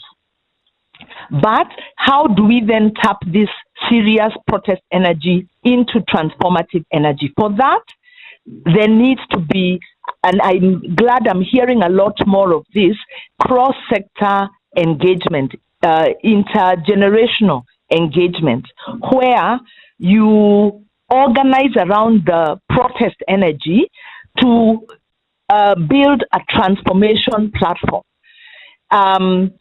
That means that religious leaders, transformative religious leaders, because not all religious leaders are transformative. Some are very comfortable with the status quo. Some are deeply in bed with the status quo. Who are those transformative religious formations that see we can't continue with a country where systems are so unequal? Can they join this process? We then need to have dialogue across these groups of actors, but those dialogues need to be informed by principled positions. For instance, first instance is we must deal with the security, the abuse of security, this brutal security and the killings and abductions, the vigilantism. We must deal with that. And if we decide we are going to deal with that, we then have in leadership positions in the security sector people who really cannot be part of a dialogue process, and there is requirement for some negotiated process for these people to step aside so that we can have people who have the credibility and trust of Kenyans and don't have the blood of Kenyans on their hands. So we need organization, we need dialogue, we need discipline. Non-violent protest requires discipline. It's not supposed to become violent like it's not supposed to mirror the behavior of the oppressor. We need strategic communications. Of course, the Gen Z are very good at that, but you now need strategic communication that pulls people into the movement, not out. But most of all, I think we need to understand what nonviolent protest is and not treat it as though we either have dialogue or we have nonviolent protest. I think they go hand in hand because nonviolent protest that the youth have brought, and the youth are nonviolent. The violence is brought by the state, and it's brought by state-sponsored vigilantism. Nonviolent protest is an expression of sovereignty. Nonviolent protest is the means you use when the democratic systems fail to work, where government is tone deaf. So we need to add on to the nonviolent process these processes of dialogue, these processes of engagement, infuse the discipline and the principled negotiations, but it is not to say we must get out of the streets. The streets are a very important arena of dialogue and contestation with an authoritarian system. Thanks, Mandria. It's interesting because before we went to the break, Reverend Tom said, both of these things must happen when we speak about, the demonstrations that take place in the street to push for a particular agenda, as well as these boardroom conversations that happen. But Reverend Tom, I think before we went to the break, just to expound a little bit, that you said that there must be somebody who is the face. There must be someone or a group of people who are the leaders for whom you must have a conversation with. Do you think that if that was the case, that we would not be where we are today? If there was somebody who was the face and stood as the representation of leadership on this side that was demanding for this change in government, would we be here 1 year later where things are still spiraling out of control? I think we would have been in better space, and we would have had actually a better structure to engage, because then we would be talking to the Gen Zs through the Gen Zs, all right? And we would definitely not be where we are. I think even as we demand, and we will continue to demand for implementation of what is obvious and what is our right as citizens, but that demand must come through leadership. And responsible leadership, at that matter, responsible, reasonable leadership that is not compromised. But that particular leadership is usually produced by a process. So Gen Zs must not run away from that. They must say, even though we said we don't have a face, we have now developed one. And we are ready for the casualties and the consequences of having some fall off. If you're a legit movement, you will definitely have some fall off, but most will not fall off. So they need to demonstrate to this country that they are ready to engage, and they are ready to engage at the level where we are calling them to come and engage. This country belongs to all of us, including them, and they are a big stakeholder, they are a big majority in this country. So one of the things that they must do to themselves for their own good is to give us leaders. You said that a leader needs to be tried and tested. You must pass through the fire. You must gain the experience. What did you mean? What I mean is, it is now time for them to put forward leaders. Those leaders will be tested. Through that testing, then the genuine leadership of the Gen Zs will emerge. All right? Because then those leaders are those that have been tested through time and through state apparatus, because that tests you, and they come through and they say, we want. And when they speak, they are speaking for the Gen Zs because they are part of them and they have been produced. So you need to have street work, but you also need to have boardroom work. And boardroom is not a place where you send people who are just going to yell. You have to produce caliber and pedigree that is able to engage. Reverend, when you have a trust deficit, where do you even start that engagement? And case in point, with the most recent press statement from State House yesterday in relation to today's protest, where it almost appeared the statements across board, it's us versus them. There is nothing like we have a collective responsibility. Let's talk to the rest of the country, or talk with the rest of the country. Last year, the Gen Zs, when they went to the streets, they were saying, we are leaderless, we are tribeless, we don't want leaders. It was very organic. And what they were pushing for on the streets, and the reason why we are actually having this anniversary today, is whatever they were agitating for pushed the president without leaders on the table to dissolve the cabinet, because they did want the cabinet because of few CSs who are basically vomiting on them out of the gluttony and all that. Then you had the finance bill that was withdrawn. Now, lately, when you look at the situation, how do you go to the table when you have trust issues where it almost feels like you're talking to a stone? Where do you start that engagement? The best way to get a stone to listen is to keep talking to it, and talking to it in a manner that it begins to engage. And the way that state will listen to you is if you do both. You send your people, your troops on the streets, but you are also available for engagement. When the president asked to engage last year,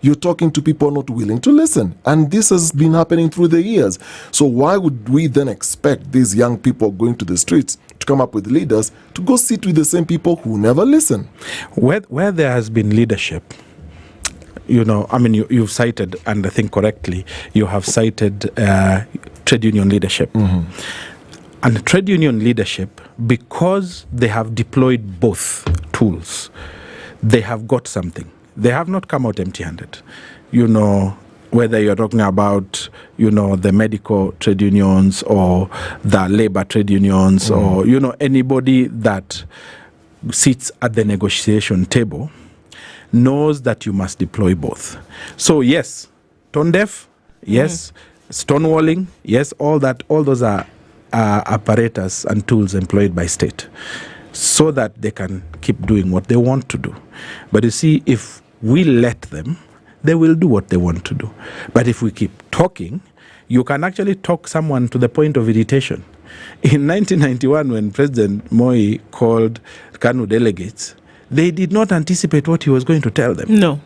He just woke up and said, and up to that time, in the morning, the banter was, there is nothing like multi-party. Nothing. Mm-hmm. Then he calls them and he says, I am saying, let us give multi-party. People are just sat back and say, what happened to you? No, there was a culmination of a process. But in that process, there were people who did not stop talking and did not stop going to the street.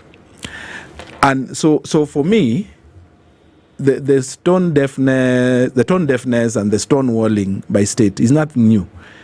Governments are given to that. However, what is our strong point as citizens? What is our strong point as people in the church? We are stakeholders without apology. Where do we engage? That is where we need to go. Wanjiru, let's hear from you, because here we are saying that, the conversation needs to continue and have a conversation. But on the other side of it, is there willingness? Is there a listening ear that's met by this conversation? And if so, would we have heard it by now? Yeah, is there a willingness? I want to respond to that, but maybe if you can allow me to respond to the point that Reverend Tom was making about this missing link, where the Gen Zs, and I'll call them that broadly, like you say, they are leaderless, they are moving in an unstructured manner, then we don't quite understand how they move, so maybe even calling them Gen Zs isn't right, but that's the collective term we use, that the Gen Zs need leadership. I think I find that argument a bit contradictory, Reverend Tom, because on one hand, you're conceding that the Gen Zs gave their list of demands, and they did this quite quickly. And I can't remember whether it was before July 25th or at some point in August, where they did issue a list of demands, which included the leadership, removal of compromised leaders, and there was a number of agenda items. Again, none of which are new because they are basic governance demands. And as a result of that, the president then dissolved the cabinet, and they withdrew the finance bill, or he didn't assign to it. And then he reneged on all those promises. So when you say there isn't leadership, I argue there is. There's a different type of leadership in that the Gen Z move differently. This is a generational shift that we are witnessing. Rather, the discussion has to be about how do you tap the way the Gen Z move and operate into political, maybe sustained political momentum and into that transformative energy. And I would say that the Gen Z protest has been immensely impactful, but because of the absence of the collaboration from other sectors, the religious sector, the business sector, the union sector, because of the lack of collaboration, then the state has been able to demobilize. So I think I would like to challenge Reverend Tom, while appreciating the great role that they played. All Saints has become a haven. During the protest, they remain open in their statements and their prayers. They are very clear that they are supporting transformation, and that's important because this is a role the church has always played in this country and the religious institutions have played. But in this case, I don't think the stumbling block is the lack of leadership. It is possibly the lack of collaboration across the different types of platforms. So I would say we must recognize the Gen Z protests as their way of forming and organizing, which is fast, it's agile, it's high energy, it's very impactful, it moves very quickly. They were doing civic education in 2 days that would take us maybe 3 months to prepare. That is the energy they bring. What is the energy the church brings? It's more hierarchical, more structured, more measured. That is their strategy. So the question would be, how do you collaborate? So I don't agree the missing thing was to meet with William Ruto on X, because there would have been nothing out of that discussion, as evidenced by his response. The only way to move an intransigent government is for broad-based movement collaboration. So one, we recognize this state would rather employ illegal means to sustain themselves. So one, they've gotten into a broad-based government, which is to properly kill the opposition, which makes us more vulnerable to state interest. And then two, the use of the state violence, deadly force, snipers, using army-like tactics, military tactics on unarmed, peaceful protest. So that is the issue. The other issue in this broad-based coalition for transformation is, can the church hold up its end? The protesters asked very clearly and rightly that the church stop hosting political statements in the church. Let the church be for prayers, not for political statements. And they adhere to this for a little while and then regressed. So I do agree there is a need for broad-based movement collaboration. I do not agree that there is a lack of leadership, because there is definitely leadership if people are coming out, but it's horizontal leadership. It's in that it's leadership of ideas. It's a leadership of ideology, and it is then meeting a hierarchical leadership that is based on that is used to positional leadership. So this positional leadership cannot understand ideological leadership, and that is the discussion we need to have with democratic-minded and religious leaders, like have been demonstrated by Reverend Tom and others like him, and the Gen Z protest, to say that we move in different ways, but we want the same thing. How do we tap the energies? Because examples in countries that succeeded, even in transition change, shows that there was collaboration, a recognition that protesters will do work the way they do. And I agree, they must, even as they do so, they must adhere to their own principles of nonviolent protest. Eventually, they will transform and formalize, and some already have gotten into the formal arena. But what the Gen Z protest really is for us is saying that, where are the rest of Kenyans? Are they not bothered by corrupt leadership? Are they not bothered by state violence and abuse? Are they not bothered that politicians are arming militia? We are back actually to the 1990s. That time it was state-sponsored ethnic clashes. Now they are not able to get state-sponsored ethnic basis for mobilizing violence, even though some are trying. So they are trying to infiltrate the police in ways that are very dangerous, because this is really the foundation of political instability. Are we saying that until Gen Z have a formal leadership, the other religious or the other civic actors will not act on this decisively? So I would say, and I'll just reiterate again, we need positional leadership to embrace the horizontal ideological leadership of the Gen Zs and recognize that we are moving on issues and we need to build consensus around the issues. The Gen Z put out their issues.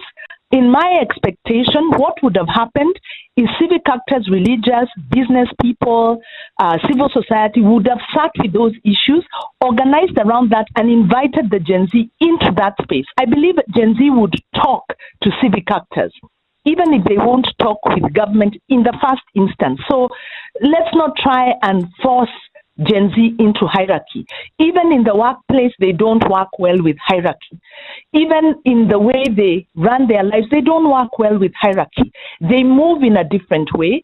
Possibly that is what enables them to survive and to thrive in a radically different world where hierarchy means less and less, and need very adaptive leadership, very adaptive ways of working, thinking, and doing things. So I feel we are having a philosophical difference with how we move and see the world, and that should not stop us from dialoguing around the issues that we collectively know our country needs if we are to prevent the decline into a scenario like we saw in 2007, because unfortunately this regime and some of the actors in it were perpetrators in the previous, others were actors and were students of those who are perpetrating post-election violence.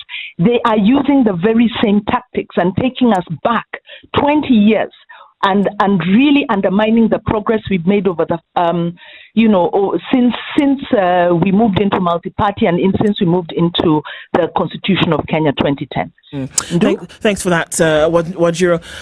We're going to hear from Reverend Tom in just a minute, but just taking your eyes to what's happening in the middle of the city. In Nairobi, we're seeing a few groups formed here and there. Interestingly enough, nothing much happening. They've been allowed to congregate at some level or in some way or another. We're also looking at live pictures coming out of Mombasa, whereby, interestingly, motorcycles, people chanting, walking in the street, are walking alongside police and security personnel. We see some helicopters over space in Nairobi as well. But for now, it just looks like folks are trying to make their way walking into the city. Seeing a little bit of tear gas already in Nairobi this morning, and what this will mean getting into the morning, we're not quite sure, but for now some groups have made themselves into the city, and it's it's a peaceful so far. I'm not sure what's going to happen later on in the day, but it's the hope that it just continues in this manner. So people are walking in the city, walking in city Nairobi and Mombasa. You can see those pictures that we're getting, and these are live pictures from KTN as we continue with this conversation. Reverend Tom, even as we continue that, the question is that, you've heard what Wanjiru has said, and what many people say, we talked. And this is us talking, and that the structure whereby a boardroom would be used before to have a conversation would be difficult to do so because you don't have somebody who is listening. And that a conversation demands that two things happen. That at any one time, there's one side that's speaking and the other side is listening.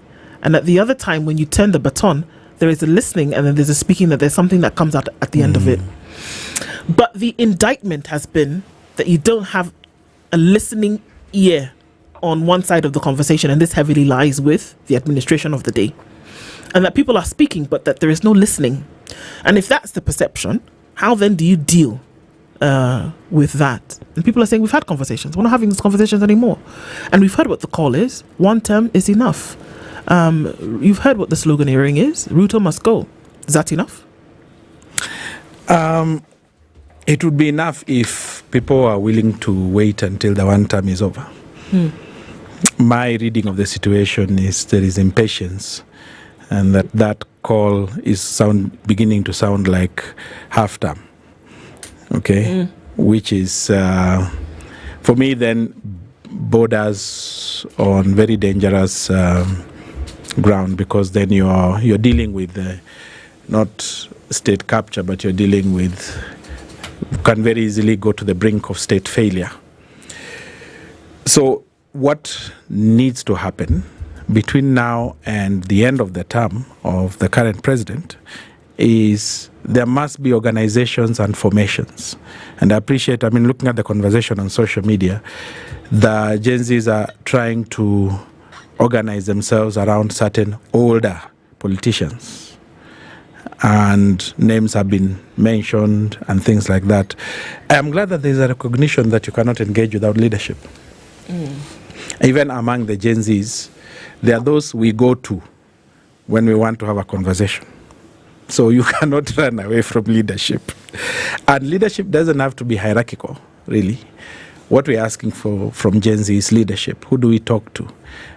For people like me who sit in these meetings that aim to unlock the stalemate and aim to produce a little more results in the demands and saying how much has been implemented, you must call someone to the table, and you must call a Gen Z to the table, somebody that is acceptable to them.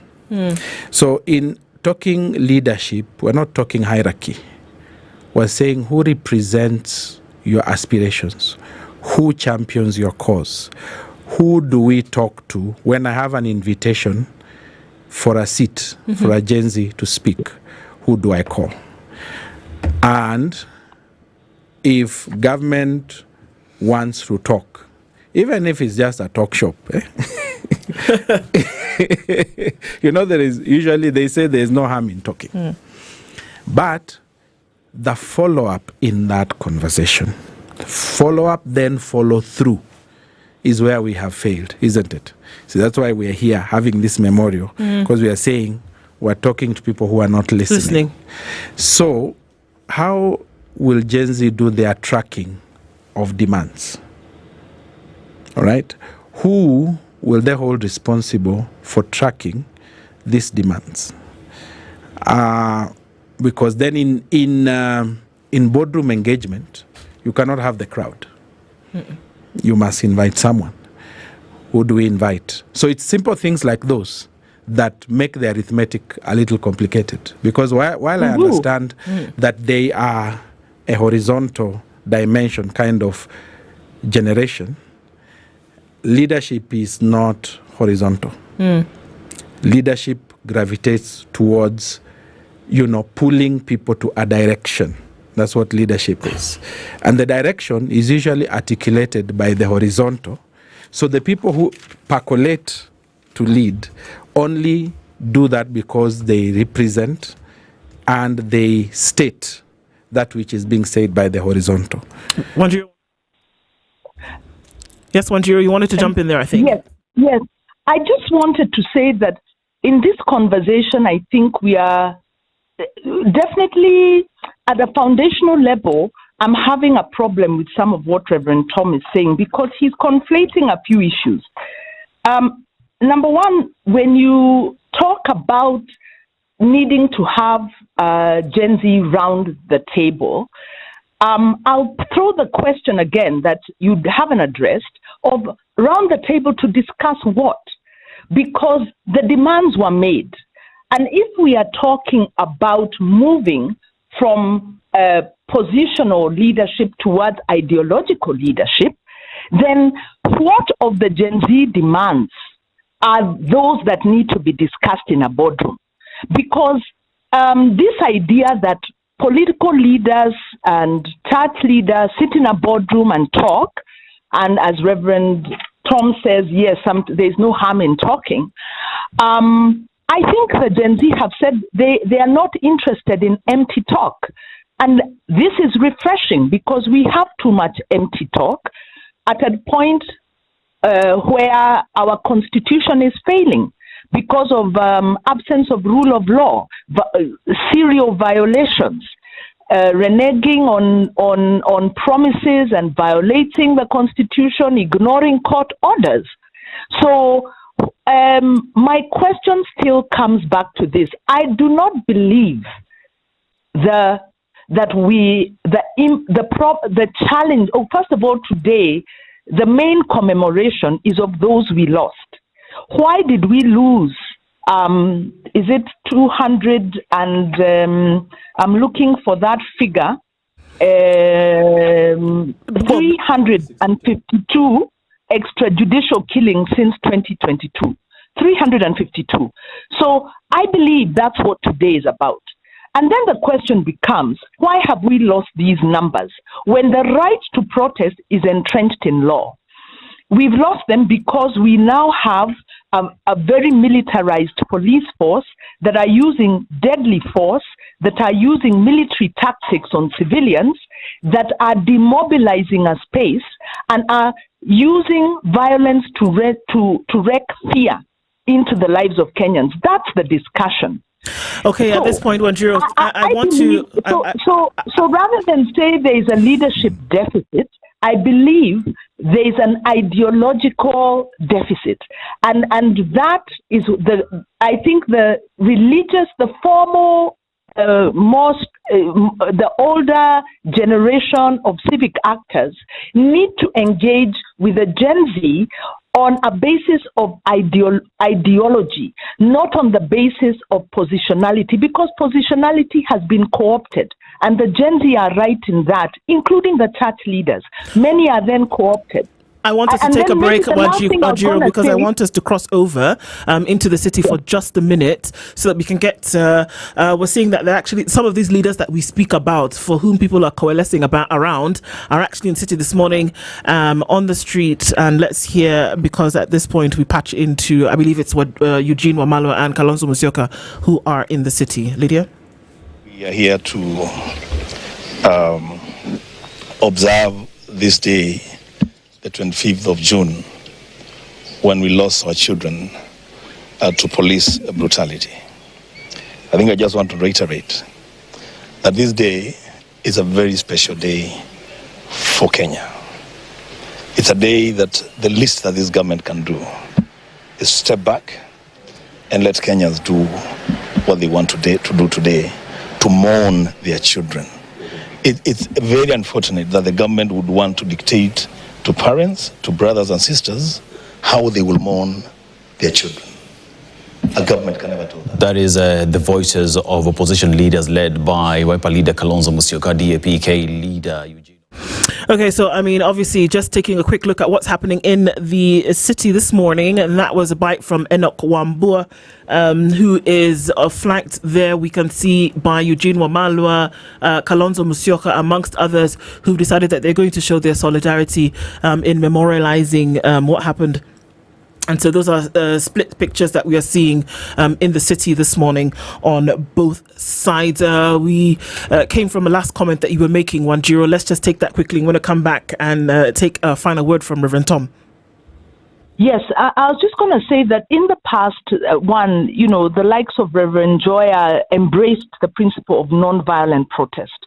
And we must recognize that it has a place.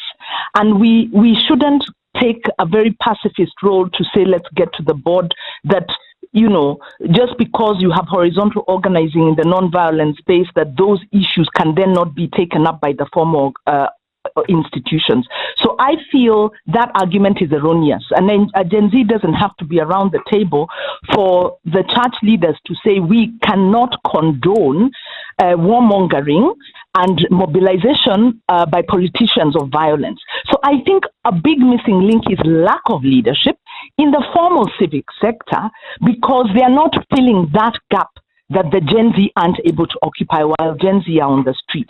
The other thing is this idea that it all happens in the boardroom. Our constitution vests sovereignty in the people of Kenya. This means exercise of direct sovereignty.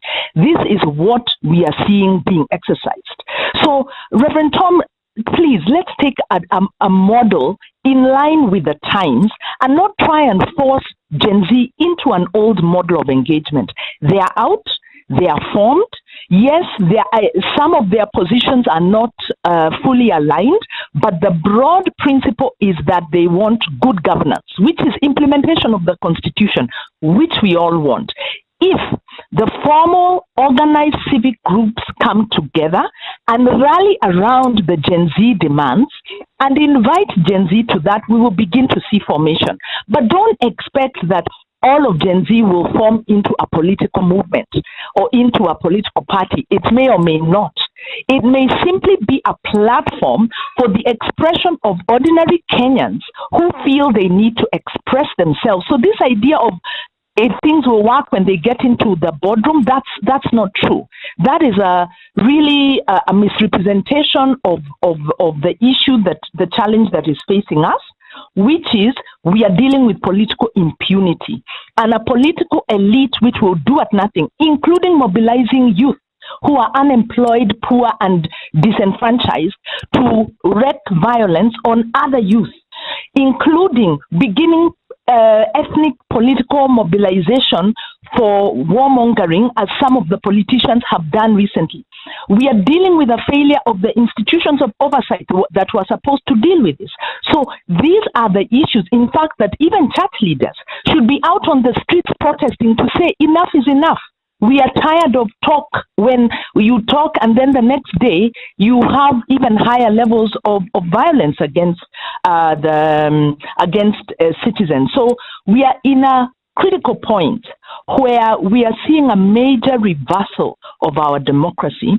And part of the problem is that some of the religious institutions have aligned so closely with the state that they are afraid to rock the boat. Nobody says that a political leader must finish their term. If they violate the basis on which they are elected, for all intents and purposes, they should be removed. And if we had the means to impeach the president as citizens, William Ruto would not be in office today. We have the ability to impeach governors. We have the ability to impeach MCAs and members of parliament. So the problem that we have is we haven't been activist enough in championing and demanding compliance with the Constitution. Partly also, we as citizens have elected these very leaders who are serial violators of the same. And these are the questions that we would need to sit down. Rather than say Gen Z lack leadership, the question is, what have we done with the issues that Gen Z have brought forward and paid for with the lives of 352 who have been killed in one way or other, demanding better governance. So I think the baton falls with us as leaders to pick it up and move in our spaces to create the change and to promote the culture of non-violent protest as a legitimate means of negotiation, recognizing that political instability only comes when you have a militarized police force, when you have vigilantism within the political sector. That is what sows the foundations of discontent and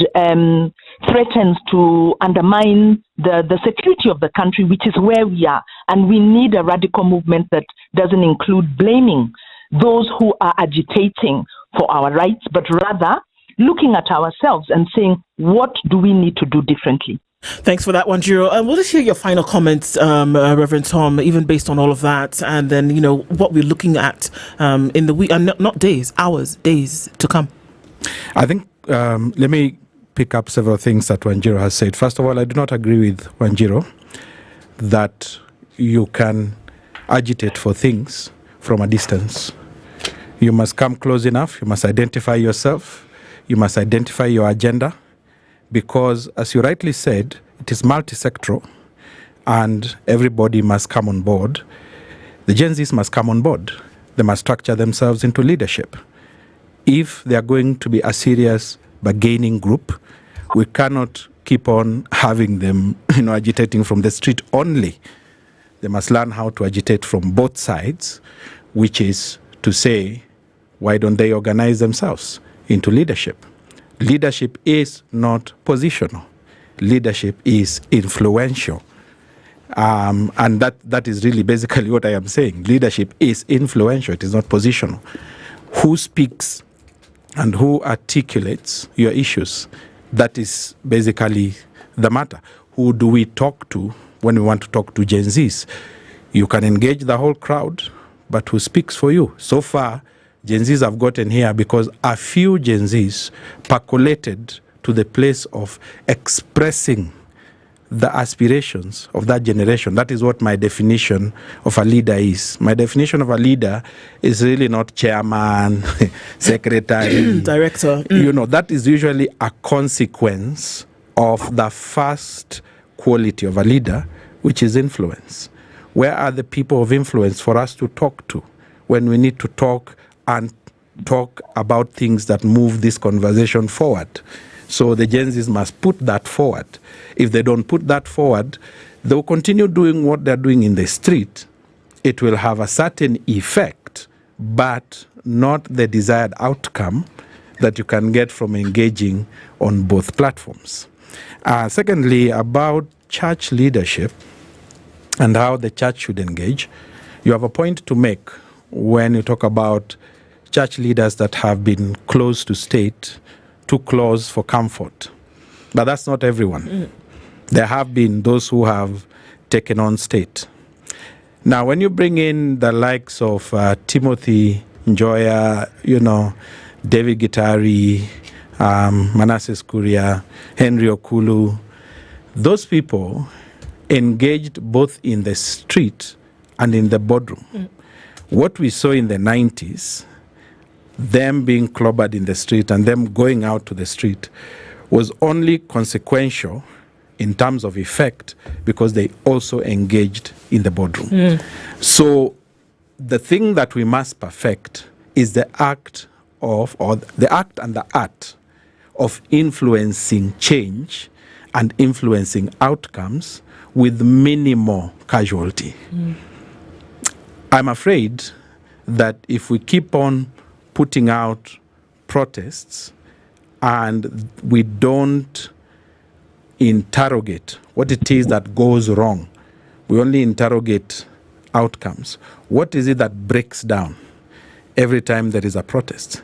Does it have to come to tear gas throwing, bullet firing, stone throwing? Can we interrogate the core of that? Can we, enshrine principles like command responsibility, which have been enshrined?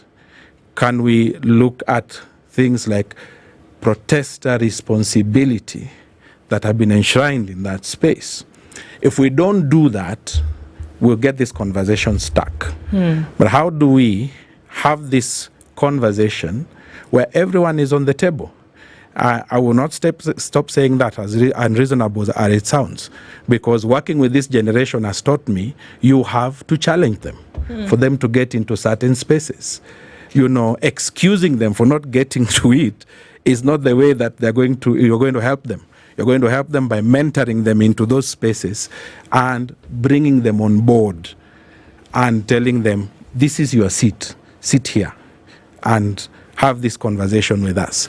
So I agree, there are different generations. I agree, they have chosen to engage differently. But as to whether that is going to influence change in a manner that is efficient is really out there. And we can keep having this commemoration, which I believe in. But what is the outcome? And how do we influence that outcome? And my challenge to the Gen Zs remains, and I've always said it and they know it, you must give us people that we can talk to. We want to thank you very much for being here this morning, to share and for the time that you took to do that, because this, again, is one of those conversations that is not going to end now. This discourse must continue, and the ways in which all of this can come together to get to the point where people are still crying for a better Kenya. Reverend Tom Otieno, Director of Missions at the All Saints Cathedral, thank you for being here this morning, sharing your insights. It's not the last time. This will definitely continue. Wajiri Gukonyo, thank you so much also for joining us in this conversation. The day is long and the conversations continue, but we want to say thank you at this point as we cross over back into the CBD at this point where Kalonzo Musyoka is speaking Thank you both for being here this morning. Asante sana. Thank you. Thank you, Wajiro. United Nations General Assembly, and agreed that when it comes to the issue of human rights, particularly basic, and the beauty about our Constitution, 2010, is so strong on the issue of basic rights. That's why I saw somebody when we went to church with Mheshimiwa Eugene and other friends there. A gentleman walked inside there carrying a poster, and he said, hawkers' rights are also human rights.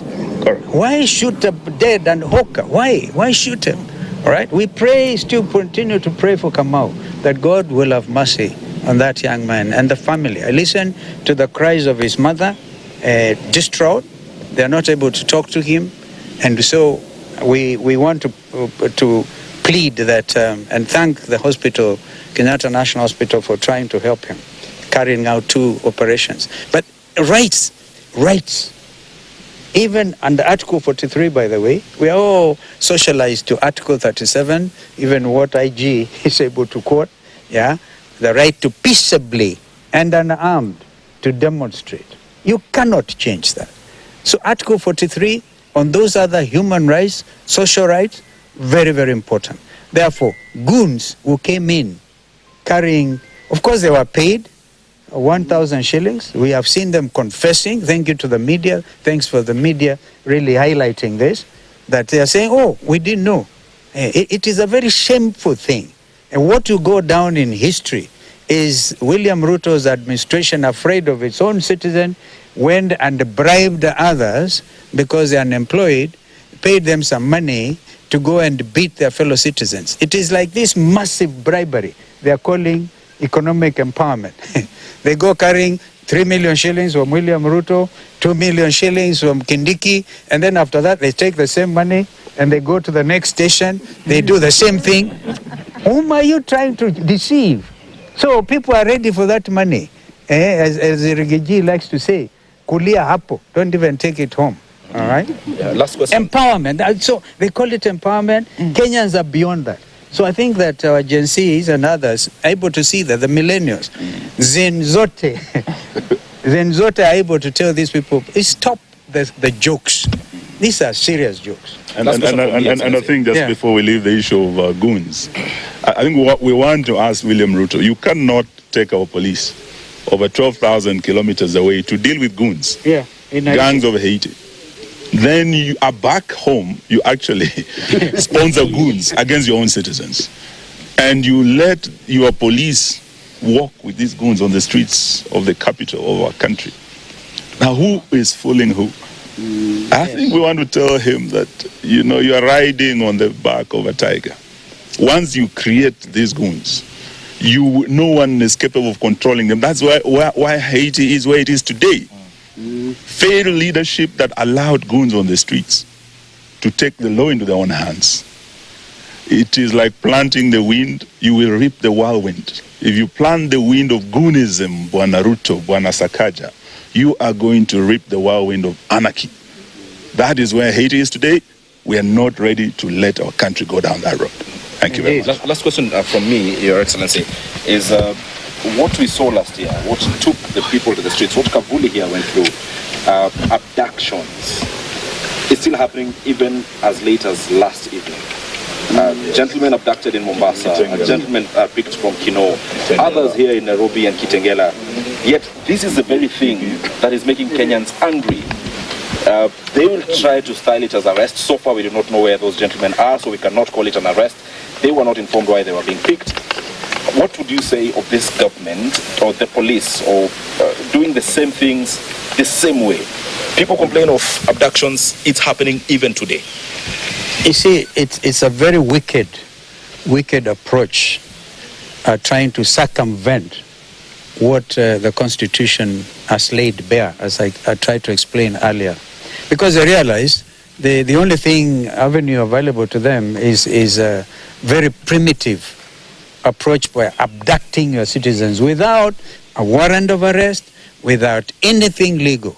And we continue to call them out. They will be caught up with by the long arm of the law. You cannot escape it. They will be accountable. So, because for me, 25th of June will now become the Youth Transparency Day, the Youth Governance Day, and this is it.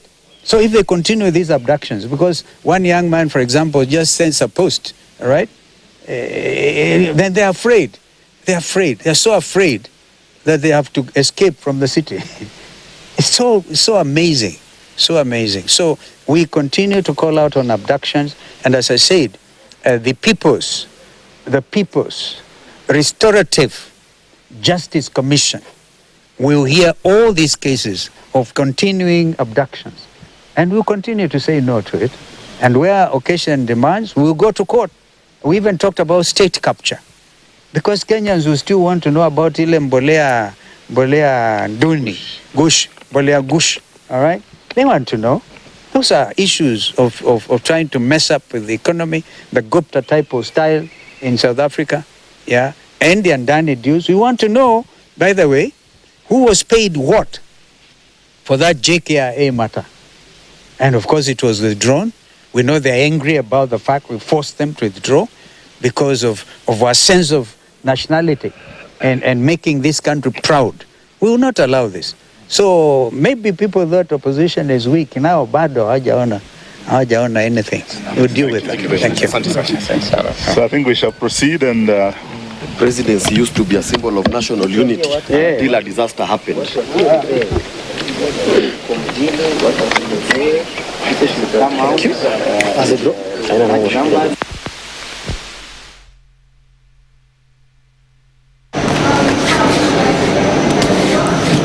Those opposition leaders led by WEPA leader Kalonzo Musyoka and DAP-K leader Eugene Wamalwa as they... Of course, coming into that conversation at now 17 minutes after 9 o'clock. Of course, today is a different day, as we said from the beginning, just looking at what could happen and who said what already, and then intertwining these around conversations that concern, so what would be the next steps? And the conversation has been largely around the fact that, you know, here we are saying, let's talk, but why are folks saying we're going back to the street today?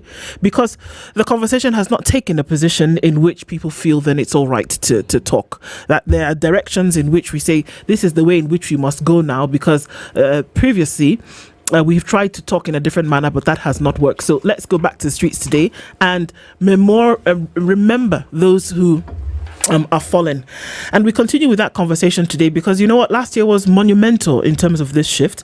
And joining us for this hour's conversation is the President Emeritus of Students of Riara University, that's Wesley Masongo. And joining us soon will be Frederick Ojiro, who is a Rapid Response Officer with Vocal Africa. But for now, Wesley is here. Wesley, good morning. Good morning. How are you? I'm okay. Karibu sana. Sante. A little bit angered, but it's fine. Angered? Yeah, we are very angry. Well, let's start off with that then, shall we? Because, I mean, if something ought to be done about that, wouldn't you say? What is causing this anger? I think we are angry because of a lot of lives that have been lost. We are angry because now the protests are becoming commemorations, we are now celebrating lives that have been lost in the street. But while the first time we went out, we did not go out because of police brutality. So it seems that our protests are not only ending the crimes and because of which we went to protest, but are also exposing now deep-seated problems within this Kenya Kwanza regime. So that is why a lot of Gen Z young people are angry. That is why a lot of people are already in the streets. I don't want to get you in trouble, but you were right there in the center of all of this last year. Yes. During the protests, you literally in the middle of Parliament.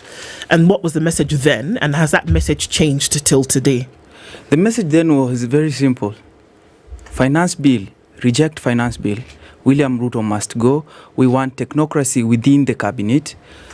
But right now, as we speak, we even now have greatest incompetencies within the cabinet itself. Ministers of education who cannot tell you what the new funding model actually is for. Every day you wake up, there is struggles within the university systems. You have ministers of education who don't even know, or rather of health. I am on record saying that the Minister of Health does not really have a clue of what's happening in Ministry of Health. A lot of Kenyans are suffering. They have long life diseases. They are not getting the disease, the treatment that they deserve. They're not getting the medicine on time. So there's a lot of incompetencies that will go on and go on. I'm a student of international relations and diplomacy. Right now, it is not even a mandate that you must be a graduate of international relations for you to be able to understand what is happening within the international space.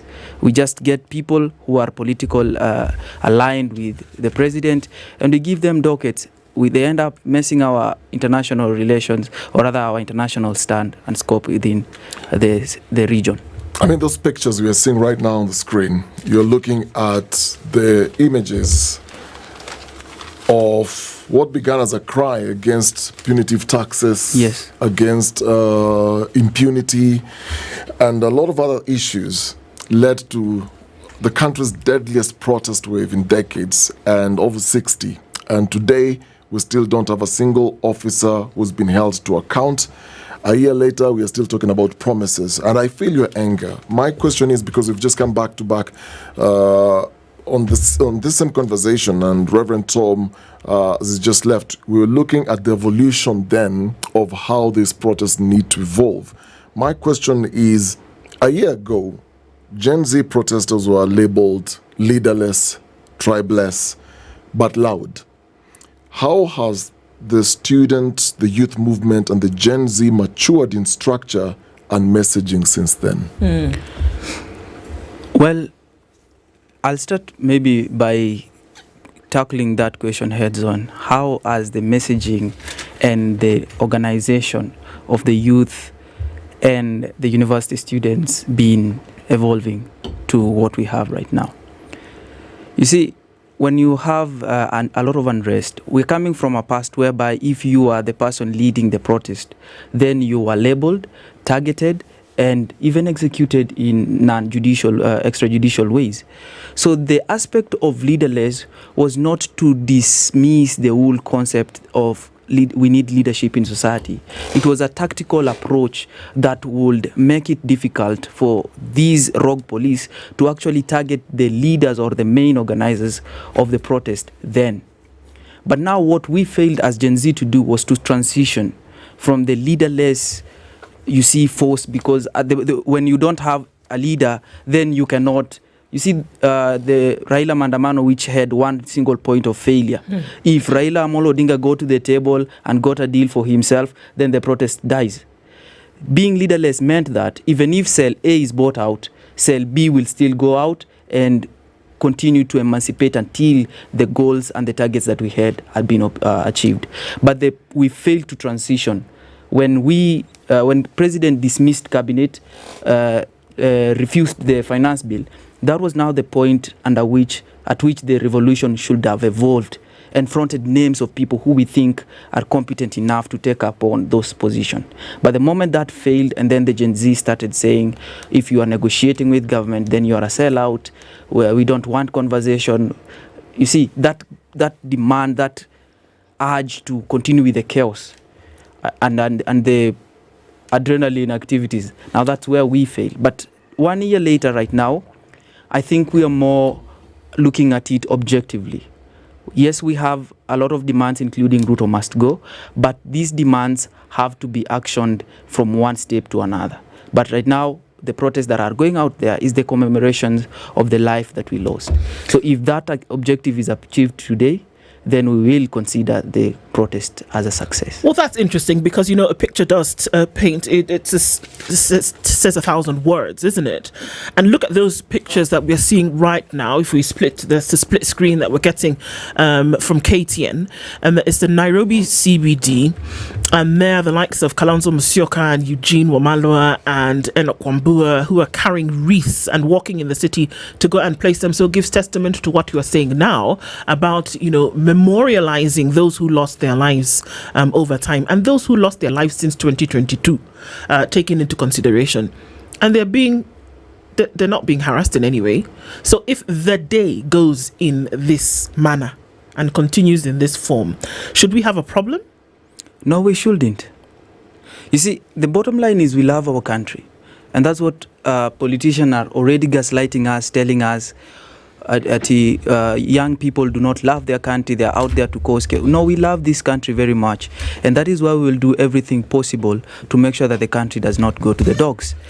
So if the protest ends that way, and we are peacefully allowed to commemorate those who lost their lives in last year's protest and all protests beginning 2022, then the next natural step would be to look at and get into deals of compensation of the families that lost their loved ones. We know we can't bring them back, but we must be able to compensate them because their parents made investment in them and they had a clear future outlined for them in order to take over a few things in society. So our next step then would be to demand now for the clear accountability of their lives, who killed them and what has happened to them up to this time. And the third would be to get their families to be compensated for their loss. Frederick Ojiro is a rapid response officer with Vocal Africa, and he joins us at this point as well, after having spoke yesterday. And we look at what's happening now. And it's just interesting because as you walked in, there's a picture of, we see the huge barricade that is outside Parliament, and it's just cordoned off Parliament. Those, I think it's, it's a meter long, high rather, of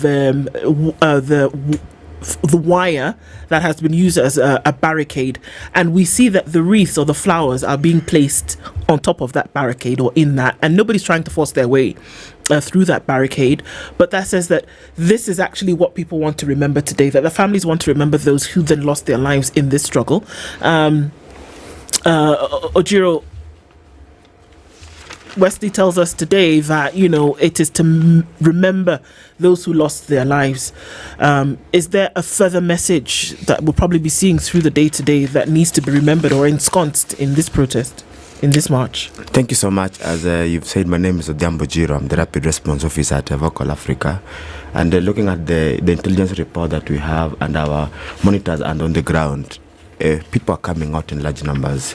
People of all walks of life are coming out to commemorate our cadres who were in the front line, who lost their lives defending freedom, demanding accountability, demanding justice, and speaking truth to power.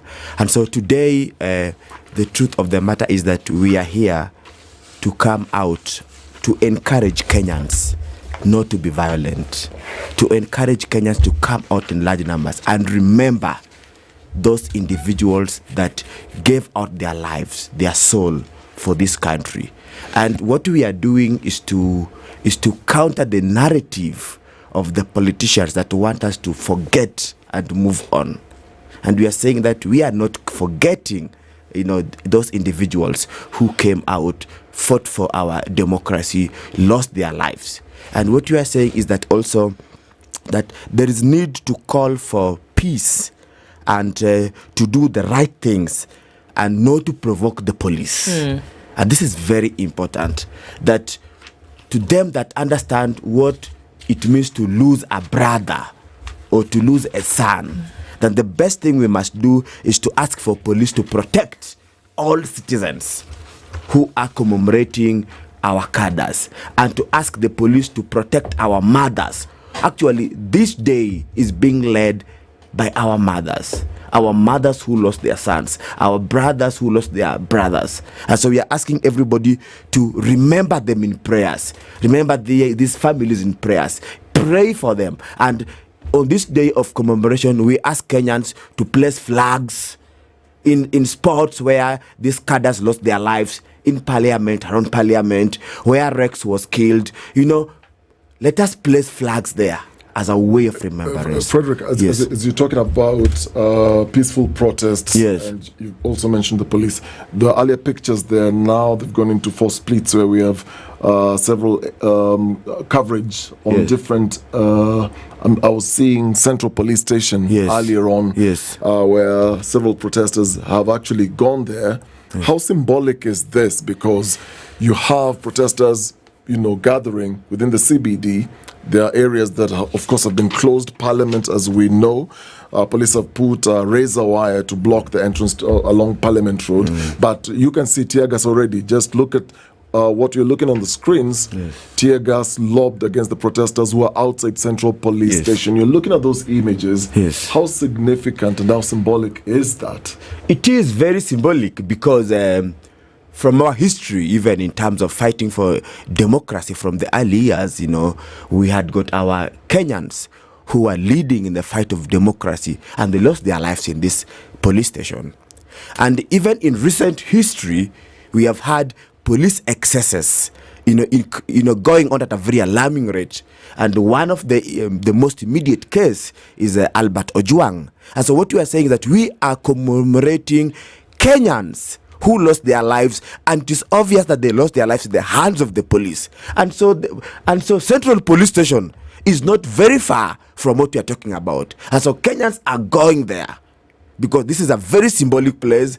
This is a place that, might catch the attention of the world. That if we talk about police accountability, if we talk about end of impunity, then our focus must be here as well. And so I urge Kenyans as well to move in large numbers and, remind Central Police Station and its leadership that we have a new constitution that must be respected, and the police must operate within the confines of the law, because we've seen most police officers who have violated the law claiming of orders from above. And this is an opportunity for Kenyans to move there, because Albert Ojwang lost his life here, and many Kenyans have been violated. Their lives have been, disfranchised in this police station. So there is nothing wrong, there is nothing criminal when Kenyans go to a public institution that has been at the, in the limelight, as being responsible for, various crimes and violations against ordinary Kenyans who are only exercising their fundamental right and freedom. Yeah. Where do we go from here? And I think that is the question that is on the minds of many people, that where do we go from here? Because, I think there was a time where we cover stories, and one of the phrases that stuck in my mind often was running battles. That running battles just became the order of the day. There was just back and forth without us going in a particular direction. Yes. Now, when there is the attention of the minds of leadership that has been caught in something like this, one must then ask the next question is, so where do we go from here? The day is still young, it's still early, we don't know what the day will bring. But after this, then what, I think is the question. Wesley? I think I had maybe spoken myself earlier on that first, our first priority is to commemorate the lives of the comrades that was lost in last year and any other protest, at least beginning from 2022. From next, we are going to demand that their families be compensated. After the families are being compensated, then we go now for the police, the rogue police, who have actually perpetrated this crime.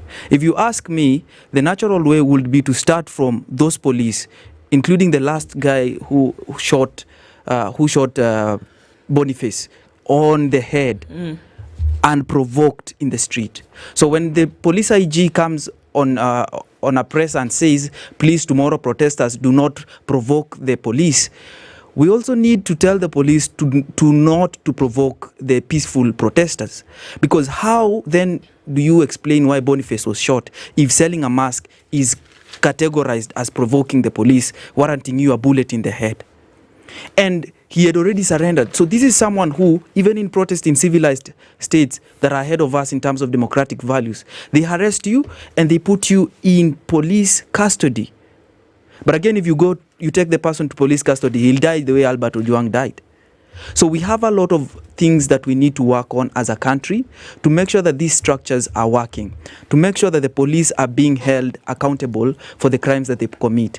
Command responsibility also is key. You cannot come and say that now you are working under commands that are going against the Constitution. Whoever who is commanding you must also respect the acts of Parliament that have been made into law in this country. Well, yesterday, the Interior CS said that they are ready to meet the families of those who tragically lost their children. Regardless of what happened from a human perspective, they want to support them. PR. They're making that step. Do you trust them? That's do you believe PR. them? That's PR. Why do you say that? I say that because the CS for Interior is not he's not been appointed yesterday. He's been around for more than 2-3 months right now. And before him, there was a CS of Interior. The regime has not yet changed. And yet, they have wasted over 1 year. They had 1 full year to go and reach out to those families. Have they reached out? Now, they are reaching out right now because there is protest in the street. The same way they did to the father of Albert Ojwang, promising him 2, 3, 4 million. Not information circulating online is that the father has not been given that money up to right now. So no matter how much you think the government will follow through its promises of getting to the families and all of that, the only language that this government understand is pure and brutal force. That is why right now we don't have increases in taxes in the finance bill, not at least in the extent that they were suggesting last year. It's simply because they know about deterrence, that we deterred them. They know that if we do this, then this happens. So the government of Kenya does not even have a docket. Yesterday I was asking someone, why don't we have an act of parliament that is clearly stipulating what we can do and what we cannot do during protest?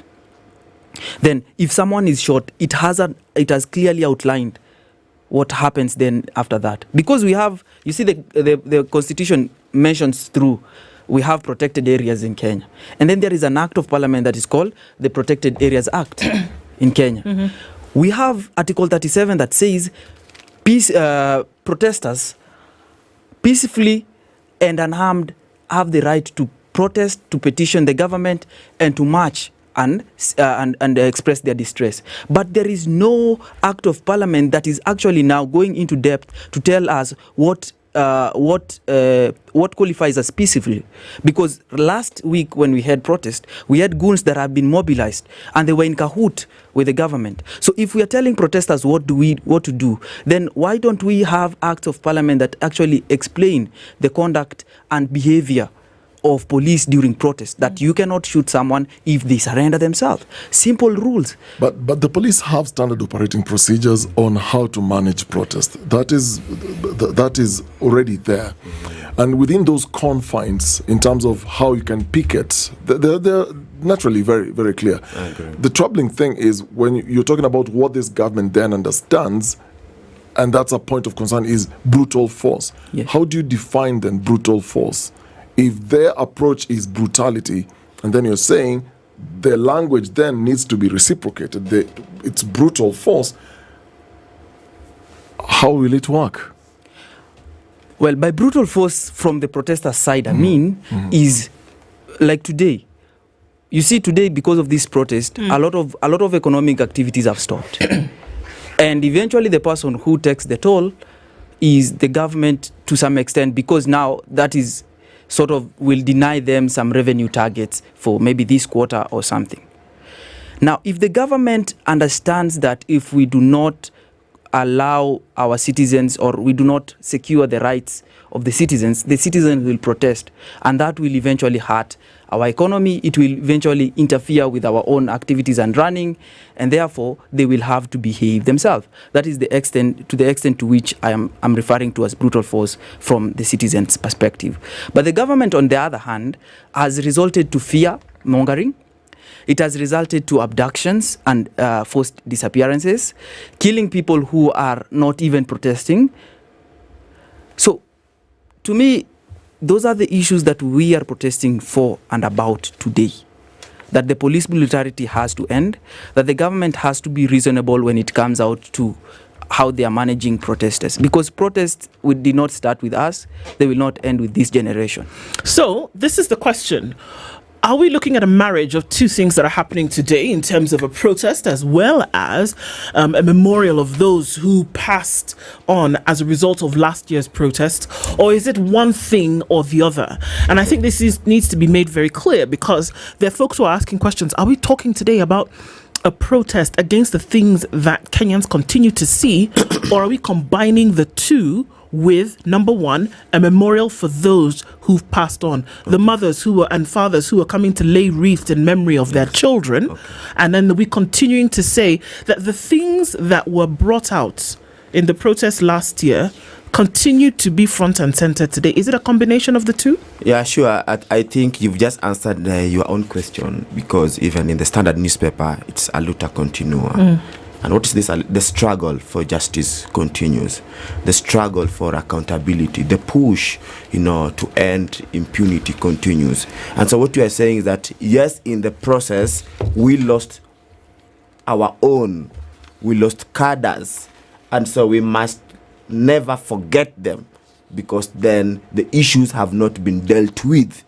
So what you are saying today is that we are here to commiserate with the mothers and the families, who lost their loved ones. And you are saying that we have to remember them, because what they fought for inspires us to continue doing what needs to be done to put this government in check. And so today, yes, we are commemorating those that lost their lives, which is very significant. The day is very significant and symbolic, But also we are saying that the issues that made them lose their lives in the hands of the government have not been dealt with. We still have got joblessness. We still have got police brutality. You've just read from IPOA report that just in the last 2 weeks, more than 20 Kenyans have been killed, And we are seeing a rise in police brutality. We are seeing a rise in corruption. We are seeing, the arrogance of the political elite and government leaders. We are seeing, how arrogant leaders like David Ndii are. And these are the things that angered us even last year. And so we are saying that then, if you have a government that cannot listen, then what else are we, left with? That we are left with to come out and engage in other legal mechanisms to make sure that they now are compelled to listen. Because we've been influencing them and imploring to them that, can you listen? But they're unable to listen. Then the only option is that then Kenyans have to come out in large number. Yes. And grab their attention in another way? Yes. They really like... They really like when we protest. I think the government likes and loves when people are protesting, and maybe for some reason. And maybe also our government is reactionary. That they have refused to think and to plan. So the only they're only reactionary to situations for PR purposes. For example, he just mentioned about Ojwang's case, where now the government was quiet. The government lied to the family and lied to the public on the cause of death of Ojwang. When the government was caught pants down, now they were able to be forced to, to apologize. You saw how IG was forced to apologize in parliament. And then now later they come and say that now we'll compensate. Now the question is, if now they are being compelled to compensate Ojwang, how about the other Gen Zs that were killed in 2024? So we are having a government which is not sincere. And so that's why we are saying that, yes, as we commemorate the deaths of our Gen Zs, it is important that we keep the fire burning. It is important that we remain vigilant. It is important that we remain awake. It is important that we point out when the king is naked. And this situation, the king is too naked that we cannot sit back and keep quiet or clap for him. That's why we are saying that in this current dispensation, we have got all the legal backing. We have got all the constitutional provisions that then allow us to do one of these things. If the government will not listen to protests, to picketing, then there are other many avenues. We will have even to sabotage some of the government operations for them to listen. What does that mean? Because it means a lot. As for example, I live in Kibera. I have been experiencing a lot of power shortage. But when you go to the suburb areas where the rich live, do they miss power even a second? Do they? Am I a lesser Kenyan? The rich have got all it takes to take their kids to university and to higher education of learning. How about the poor? The education model is not working for us, for the poor. And so what you are saying is that unless the government brings the question of equity and equality on the table, then it will not be business as usual. That's why we are saying Kenyans are willing to engage to an extra mile for things to be done with clarity. And that's what Thomas Sankara talks about. That certain things, there is need to engage a certain element of madness for certain things to be done with clarity. So if that element of madness is what will move the government to behave, So we are ready to be mad. We are ready to invest at that element of madness. We are very much ready. The question here, I can clearly tell. Yes. Anger is still there from what we had last year. So today is the anniversary. Yes. But people are still angry. Yes. There is a top up on what now you're agitating for beyond what was there last year. Yes. We were talking about finance bill. This year, right now, we're not necessarily talking about the finance bill. Now the situation has moved to delayed justice, especially the insensitivity to those who lost their loved ones last year. Yes. We're looking at putting the police to account. Yes. My question then is, for those who will ask, if you're going out to the streets, today is the anniversary / protests, because there's still an agitation for all these things to be addressed. Sure. How does it then move from the streets to now having something actionable? Now, do you have a roadmap for somebody who wants to know? Okay, fine. Once you go to the streets, the day is going to be over. Then what happens next? I think Ndojiro will help me. We have the way the Gen Z, we are trying to organize. Reverend was here and he said that the young people have either refused or unwilling to organize themselves into occupying some leadership positions in order to be able to advocate for the change that they want. That message has been really hammered hard. And the Gen Zs, we have divided ourselves into different sections to handle different things. Right now, under the leadership of a few friends, we call them friends, they're not necessarily Gen Z, but the likes of David Maraga, we have a Restorative Justice Commission that has been set up. And the main role of that commission is to now take and do not dismiss Rex Masai, Desmond, Denzel Omondi, Eric Shieni, so that they do not only remain as names, but we need to hear what their story is. What is their family going through right now because of the loss of their loved ones, for the sake of the police brutality and the government inefficiencies and deficiencies in the system right now. So we are looking at the Restorative Justice Committee to be able to hear those cases and prosecute them in their fullness of time. We are looking for compensation for those who lost their lives. And we are looking for for government reforms and government to reform itself so that we do not have the same occurrences in the future. The reason why Rex Masai was killed, Denzel Omondi was killed, Eric Shieni was killed, was so that even if you are a protester tomorrow and you feel you are being brutalized by the government, you can peacefully, unarmed, go to the streets of Nairobi, picket, and go home. Right now, even when most of the Gen Zs are the street, the reality is very simple. Parents, uncles, aunties, and relatives are telling them, please do not go out to protest. So what's the point then of saying the Constitution allows you to protest if by you planning to go out to protest, those who care about you will tell you do not go and protest? It simply means they know that act, that particular part of the Constitution does not apply to this part of the world. And that is exactly what we need to change. So step number 1, Restorative Justice Committee, to be able to hear and document these cases so that they do not remain in name. 2, families are going through very difficult, hard times. Some of these people were breadwinners. Boniface Mwangi, I've said, Boniface was shot. He was selling masks. Do you know why he was selling masks? Because he has someone at home waiting for him, probably saying, Papa or brother is bringing me something. But he was killed. So we need to compensate those families. And point number 3, we now need to go to the core of the problem, why these people are shot, which is the police brutality, and make sure that there is accountability to that extent. Okay. Also to add is that I think you asked a political question on the current situation and what does the future look like. I think one is to commemorate cadres who lost their lives, the gallant soldiers, and 2 is to continue amplifying the voices of ordinary citizens that have been disfranchised by this situation.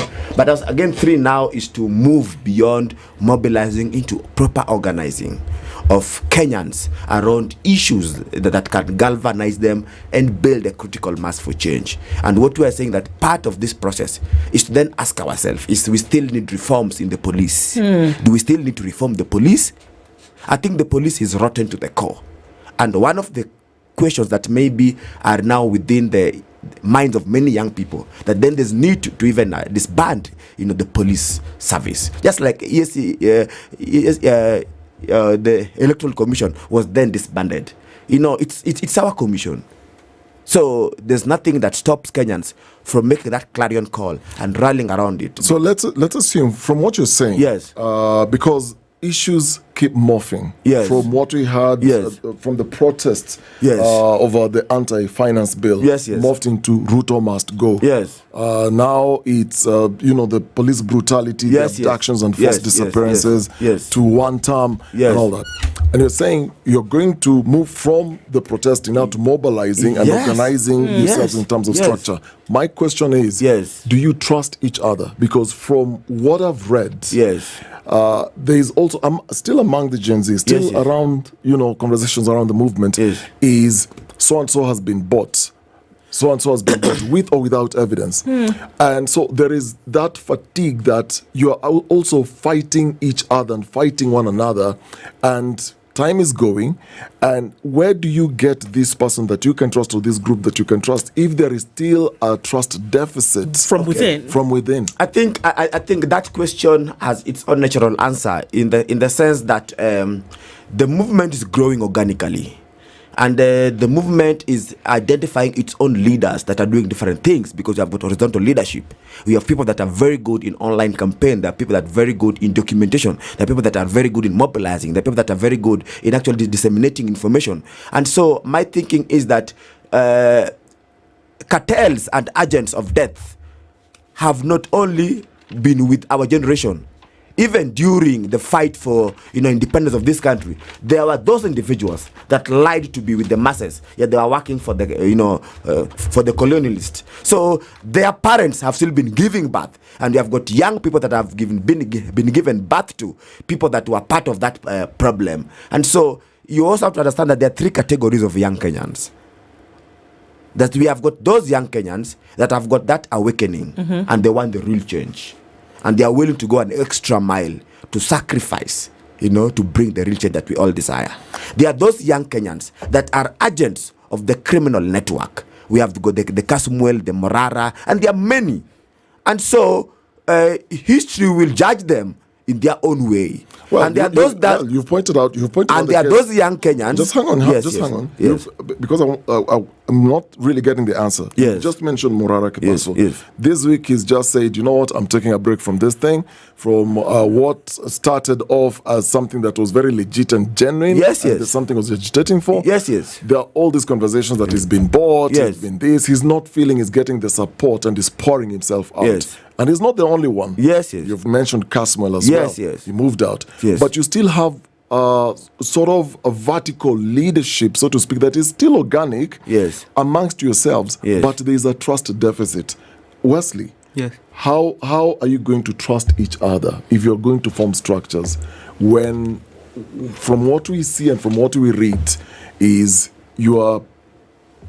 I think, allow me to add something, that the more we work together and the more we engage on a legitimate cause, those people that are masquerading as one of us, naturally they will just fade out, and the masses will identify them. So people, sellouts will always be there. Even where you work here, there are people that are always operating as sellouts. So the masses and the natural process will just exit them from them, from the main agenda. So my thinking is that let us focus on the main agenda, and as we work together, build our trust, those that are taking advantage of the process will just be exited by the natural course. So Wesley, Frederick is saying it will take its own natural course, and they'll be weeded out. They'll fall out. Yeah. How are you going to go beyond the trust issues amongst yourselves and say, we're going to trust Wesley, we're going to trust Sophie, we're going to trust Anita, we're going to trust so-and-so? I think trust deficit. I love that word. Because last year, the truth of the matter is I got to get a few minutes with the president.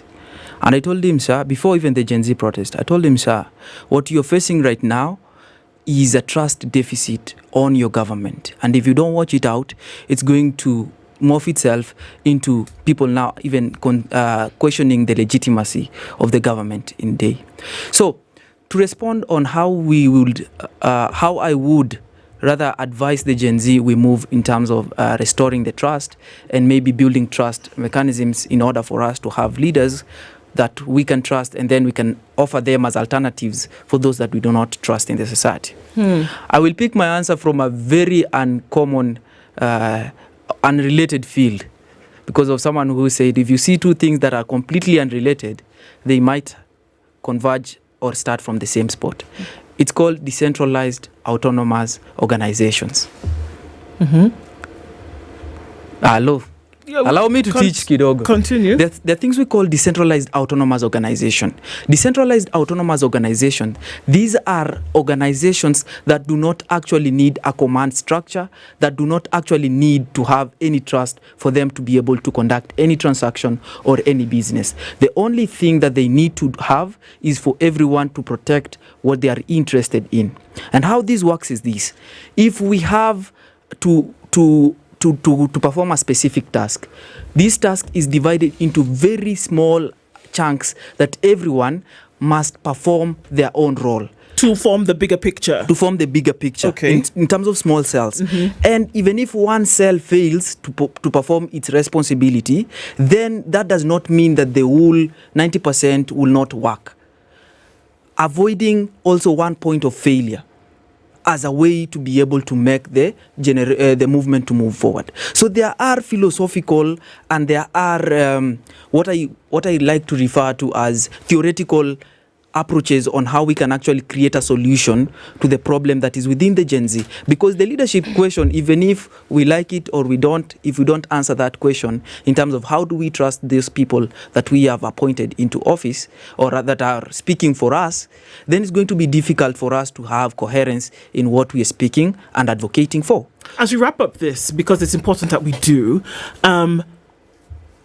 is the message, is it synonymous across to say that there are certain things which must change? Correct.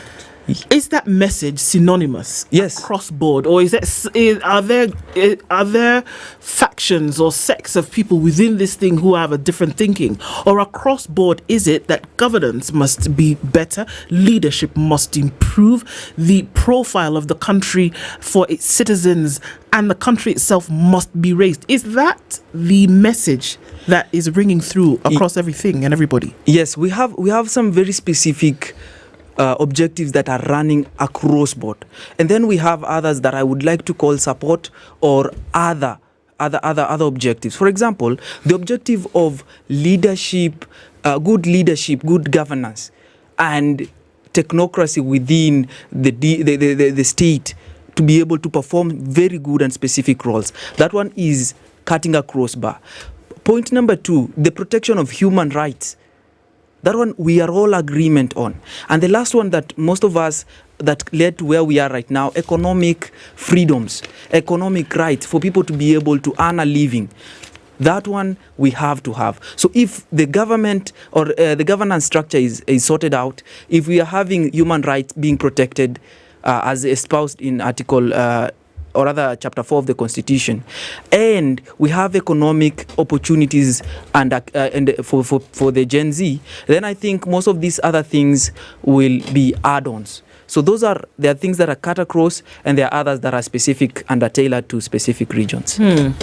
Well, we're still looking at pictures that are coming in from the city this morning, and it looks as though the folks who are actually making this march into the city, and from what we've heard, it's dichotomous in nature, whereby we are saying that it's remembering those who lost their lives in this struggle, and that we saw this protest that took place on the 25th of June last year, and then we're saying that still the core is that certain things must change. There must be a different way of governance, and so we're seeing those pictures coming into the city. We'll see what happens as the day goes, but that one thing that we call for continued, that is peace, and that there should be no violence, and that there should be no death for any reason whatsoever.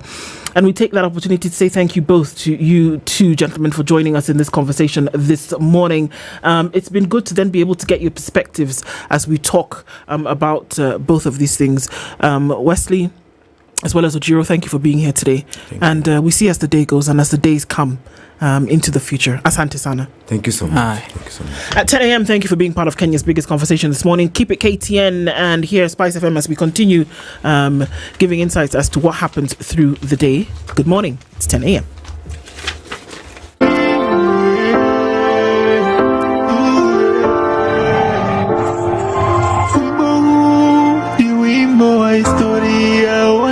Wote wanaombwa msikize kwa makini.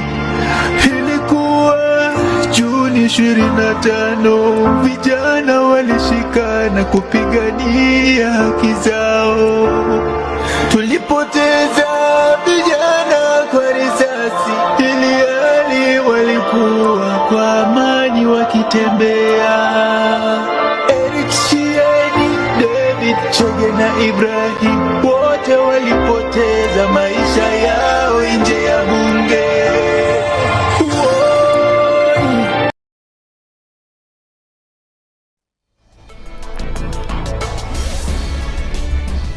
Good morning. This is the Newswire. I'm Edwin Lisamira. We begin in the Nairobi CBD, where anti-riot police armed with tear gas canisters and